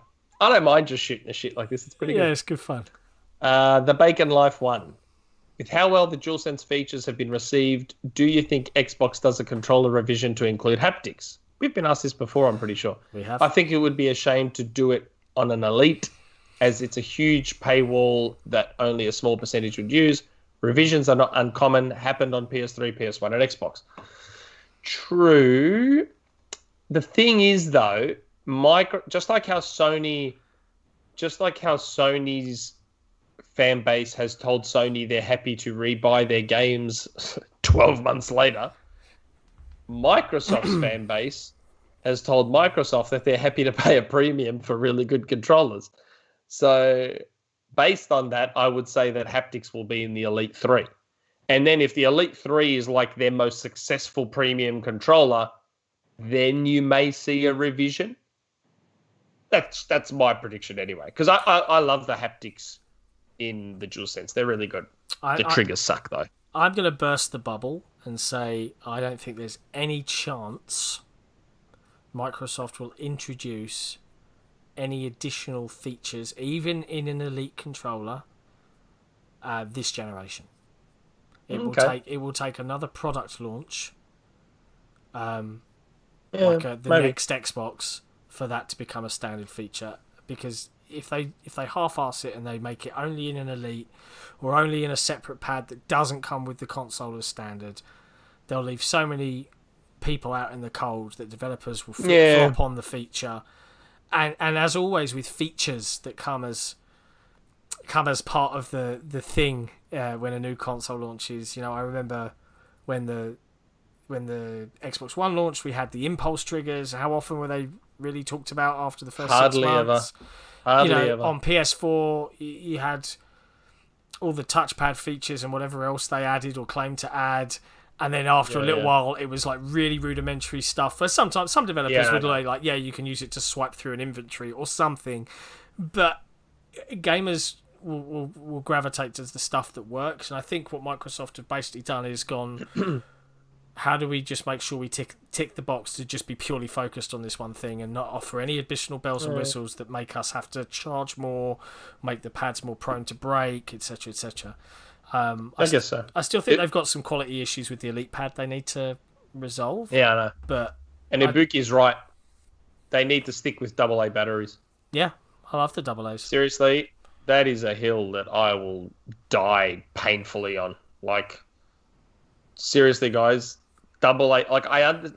In the end, the AA battery versus internal battery argument comes down to, but inbuilt battery is more modern. Like, that's your argument. That's it. Like, I don't understand. Like, my 360 controllers, I can still use them in 20 years' time if I want to. And now that Microsoft is talking about having the controllers be supported going forward, guess what? They're on internal batteries. You're never going to have to worry about them dying. Like, it's just... And then people are like, you just plug it in and charge it. I don't want to wire my wireless controller. Like, it defeats the purpose. Yeah. Internal batteries are stupid. Like, I don't care how good their battery life is. For a video game controller, I do not like it.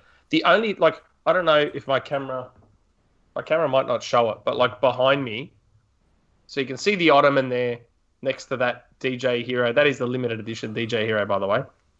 So I've got a PowerPoint behind there that's got USB slots. I've got 2 USB cables that came with my Elite controllers that run down and up the wall there. So now what I do is, if the controller is dying, because obviously the DualSense is internal, Switch Pro controller internal, and now the Elite is internal battery. So if I see one of those batteries is dying while I'm playing, I plug them in right next to me. So I've kind of got a happy medium where I don't have to sit there and look like I'm from fucking 1997 wiring my controller to my console, and it charges while I'm going. Yeah, I've seen people say more modern fine. on reset, Don. People on reset and even in the Discord have said it. Like, oh, batteries are old and it's old technology and blah, blah, blah, blah. It's inconvenient. Whatever, man. You swap out the batteries and you keep going. Or you just buy a charge kit and then you've got the choice to replace it if it fails versus having to throw the whole pad away, if that's what you want. I've never understood the upset at it. Yes. Oh, Mortain also knows it. I feel like I was the only one that knew this, and I keep saying it in the Discord. Double A's are great. IKEA's Lada is Eneloops in disguise. That's correct. The Ladas come out of the same factory as the Eneloops. Look, they're these. I've got some right here. They're these. There you go. They're the IKEA Ladas. They literally come out of the same factory as the Eneloops, and they just rewrap them, and they're way cheaper than Eneloops. I've got a whole bunch. They're great. They're really, really good. There you go. Choices are good. It's good to have choices. But Bacon Life, I hope we answered that question. That's it for the questions. Wow. I took the Twitter ones. We've gone through the Patreon ones. That's everything, I think. Well, I have a question for the chat, right? I always try and come up with the name for the podcast episode. So, what do we call this episode? Do we just call it live? Surely we call it XboxEra Live. Yeah. Surely. Do we just leave it at that? Yeah, there's nothing wrong with that. Feels lazy. I don't know. Feels lazy. Do you guys? Everyone complains about. A lot of people complain about our podcast being too long. Should we wrap it up, everyone? There's like nearly 100 people watching. Do we wrap it up or do we keep talking shit? I'm happy to talk about movies and TV shows. Well, it's only midnight here, which is an early finish for me, unusually. The XboxEra Child Abuse Club. Do I go back? I wonder if I should go back to my child abuse. It's not child abuse. I was 3 years old and I hit my father, and yeah, there's a story to it. I don't know if I should tell it or not. If my brother is still watching, Christopher, should I say the story? I want to know if he's still watching. I'll see in the chat if he's still watching. Should I tell the story about how I hit Dad when I was 3? Well, because my dad's brother, right, my uncle, was obsessed with Bruce Lee. Nice. Obsessed with Bruce Lee when I was growing up. Like, when I used to go to my grandmother's house and I'd go into my uncle's room, his walls, you couldn't see the paint. All his walls were just covered in Bruce Lee posters. He had one of those wooden practice dummy things. He had Bruce Lee's gloves from Enter the Dragon. He was obsessed with Bruce Lee, which of course rubbed off on me, and I grew up to love Bruce Lee. So even as a young 3-4-year-old, I used to, pretend I was doing karate and all that sort of stuff. And, one day we were, it was a long drive home from a holiday, and we stopped by a Kmart to grab some stuff. And yeah, I was doing my karate, and my dad had back problems. Even though he was only in his 20s, he had back problems. And I was doing my Bruce Lee thing, and I was just cracking him in the back as a little 3-year-old, just full on whacking him. And let's just say it didn't end well for me. That's as far as I'll go. Well, I think anyone that's our age, I'm not far behind you in the 40s area. I'm 37 this year. My old man used to use a slipper. There was a leather slipper, and that thing was I was the fear of God into me. And there was one time when I was like 12. No, maybe not 12. Maybe a bit younger, 10 or something like that. I did something pretty dickish. I can't remember what it was. I think what it was my dad had just finished building the new kitchen. And, you know, like you have, I think it's called, it's not Scotia, it's, it begins with a P. It's the border that goes on the top of your cupboards, right? And my little brother had a teddy that he absolutely loved, even when he was far too old for it. And just as my dad had finished building this brand new kitchen, I luzzed it up and over behind all the units that had been put in, forcing my old man to have to cut a hole in his brand new kitchen to retrieve it. And when he found out, he came out with the slipper in hand, right? And I pinged it into that garden. And my parents' garden was something like 250 foot long. And at that age, I was like, I'm faster than you now, old man. I have never seen my old man move so fucking fast in Run my that life. fast. Forget your mum's flowers. He walked right over them, trampled them to death to get to me. And I swear, my arse was already in the air before that slipper came up and made contact. But I like this more. Hey, by the way, Mortain, am I pronouncing your name correctly? Mortaigne. Mortain? I assume that's how you pronounce it. Isn't it? My little brother threw a jar of pickled herring at me once. We had herring stuck to the roof for a year. Oh, man. Japes. That's good. Absolute japes. That's really good. Well, I don't know. No one else has told us to keep going, so maybe we should wrap it up. We can I haven't seen anyone say keep going. We can wrap it up. As much as I'd love to talk more shit, I haven't seen anyone say keep going. So okay. Well, let's draw things to the close. You know, I've just found out, and I've asked. Apparently, the clocks go forward, so when it ticks over to 1 a.m. here, oh no, it'll be 2 a.m. It's now 2 a.m. It's now 2 a.m. That's bad for me. Now we go back. We go back next week. Yeah, it's spring forward. So I'm just googling this. When do Alexander Barker? Don't stop. Don't stop. Oh no! Okay, it's not tonight. It's not tonight. It's Sunday. It's Sunday night. My sister and I went fishing down at the pond once. I threw the rod back, not knowing she was behind me, and hooked her. I was confused and yanked again. It was something I still hear about. Oh mate, it is tonight. Yeah, it is going to be 2 a.m. soon. Sooner than I'd like. Never mind. Is it? Yeah, it is too, isn't it? So right now for you, it is 12:20. Yes. Yeah. If my maths is correct, it's 12:20. So effectively, let's cut the BS daylight savings. It's 1:20. It's 1:20. Yeah. It's 1:20. For me, it is 20 past 11 in the morning. Yeah. So my kids are going to be getting me up in 4 hours. Great. I already gave mine breakfast. Well played. So look, hey, it's our first live show. We would love. And you guys, everyone in the chat has been great. So massive thank you to everyone for all the super chats and everything else. It's made us feel rather wonderful. Thanks a lot. There was some ridiculous super chats. Yeah, that still feels weird to me. It freaks me out. But obviously, if you have feedback on how we did things, if you'd like us to do things, I personally plan to start doing some giveaways and stuff. So as we do these live shows, we'll do some interactive stuff. Some fun competitions, do some giveaways, and I mean, we'll try and get Hideki Kamiya in the chat and see if he wants a free game. block the channel. But yeah, we'll look to. We're really going to try and go all out on this. So we'll do some giveaways, and I'm talking things like games, Xbox gift cards, stuff like that can just help promote things, and we'll try and keep it themed and do some fun stuff.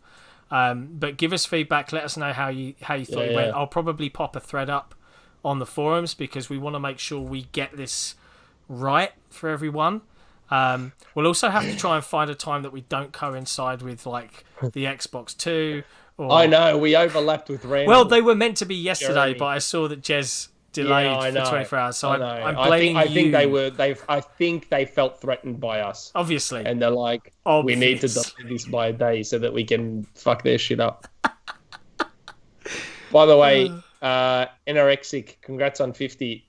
Seeing Anorexic there reminded me of that Art of Rally. Was it Art of Rally? Yeah, it's the first game I thought of. It's Omega Rally Championship, isn't it? Yeah, it looked a lot like just the visual styles very similar to his game, to Omega Rally Championship. I'd assume it's not going to play the same way, but that looked cool. Yeah, that Art of Rally game, that looked really, really cool. Apparently, it's on PC already, isn't it? I don't know. I don't know that. Oh, okay, maybe I'm wrong. You might. Okay. You might be right. I would have to check. Do but he look, he's DDBS in the chat, but I know his full name. It's Doo But Shorty. I just realized Shia LaBeouf is hosting this. Wow. He's talking about me. You do look little bit shy. I've been told that I look a little bit like Shia LaBeouf. Yeah. A little bit. I've had some other weird ones too in my life, but I won't go into that. Yeah. Give away those fake insider, fake Anna loops. Well, Jeff Bob's just popped in. Yo, is this still going on? Yep. Technically, yeah, we're here. We're just kind of wrapping it up. We're here. We haven't turned the button. We haven't pushed the button yet. Yes, It's on PC. Looking forward to Xbox version on Game Pass. Yeah, that's right. Everything now, like anytime I see a game that's cool now, I'm just like, I'll wait for Game Pass. I'll just wait for Game Pass. It's so good. You know what? That's a reminder. Game Pass is fucking amazing. Yeah. It's so good. It's changed how I... Can't get over how good it is. It's so good. And I remember, like, when it first came out and people were just like, oh, it's just a place for, like, old games and games no one cares about. Remember that? That was, like, the meme about Game Pass when it first came out. Yep. And now it's just, like... It's such it's a no-brainer if you have an Xbox console.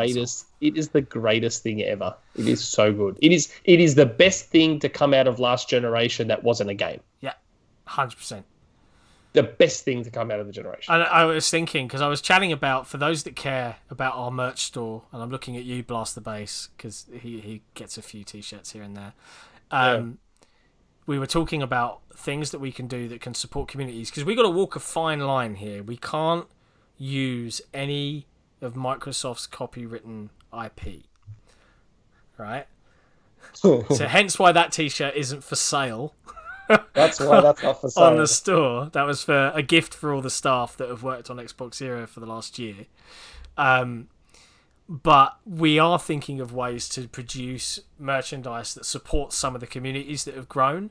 So we were chatting, Pre-Drag and I were chatting over the last week or so about new designs, and we had a couple, like, we want to make one for the Achievement Hunter thread that doesn't rip off of Achievement Hunter, the brand, but pays homage to people that really like going for achievement hunting.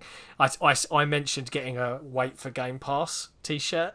Yeah, just because it's an amusing one. Definitely. Did someone or you mention a "What's Going On" T-shirt? Someone mentioned it. I don't think it was me. Yeah, I thought, and I'm like, who said that? What's going on? Should happen. It's got to have you doing that as well, like a cartoon you. Yeah. But yeah, there's a few things we're looking to do on that front. So I'll pop a thread up for this podcast venture, this live stream. It's a first for us. It's going to start being a regular thing. We're looking forward to doing it, but we want to hear from the community about what you guys want to see and what you guys want to hear. Do we change the format? I like how conversational and laid back it has been. It's more my style, certainly. But let us know. I'll pop a thread up and we'll get some feedback. Sega. We should do one. Yeah. Hold on. That's such a good idea. Sega, so using the Sega font and everything, but spell it S-E-E or S-E-A-G-A-H. Sega. So that everyone pronounces it correctly. Oh, God. Yeah, I will also take the liberty to ignore terrible ideas. And is that legal? Like a game, somebody said like a Game Pass one. Is that legal or is it sustainable? Yeah, roll into the memes. MDHX. Or Game Pass. Have one that says Game Pass. Bankrupting $1 trillion organization since 2017. Yeah, I'm up for it. We can come up with all sorts of fun stuff. MDHX, where is Figments? He'll be back next week. An Urdu t-shirt. Yeah, that's a good one. Urdu. Yeah, there's lots of there's lots of things we can do. So we'll pop a thread up. Stick it in the there is a thread already, the merch store thread. Post your ideas. We'll make it happen. Trust us. And Pre-Drag will bring his artistic design. Expecting anything to happen for April Fool's Day? Yeah, Outriders. Going to Game Pass. Outriders. Do you know what? I've just realised as well while we're in this chat. Next weekend is Easter weekend. Yes, it is. It's a bank holiday for me on Friday and on Monday. Yeah, I've got the holiday on Friday and Monday too. Lovely. Yeah, 4-day weekend. I do plan on doing a lot of. I'm trying to get my new man cave up and ready soon, because at the moment I'm using a green screen to hide the terrible detritus that's behind me right now. So yeah, hopefully that will happen sooner rather than later, and I'll have some new digs to do some live streams from without having to use a green screen. So it's all good. Okay, Don Cabeza. No. Yeah, no. XboxEra thing. Sex toys. Always has to take it too far. Yeah, just pushes it out. Always had to take it too far. Yeah. Anyway, right, we're going to wrap it up. Thank you to everybody in the chat for hanging out with us tonight. It's actually been, considering I was actually nervous for the first time in a long time before we clicked go live, you guys have made it an absolute blast and an absolute pleasure.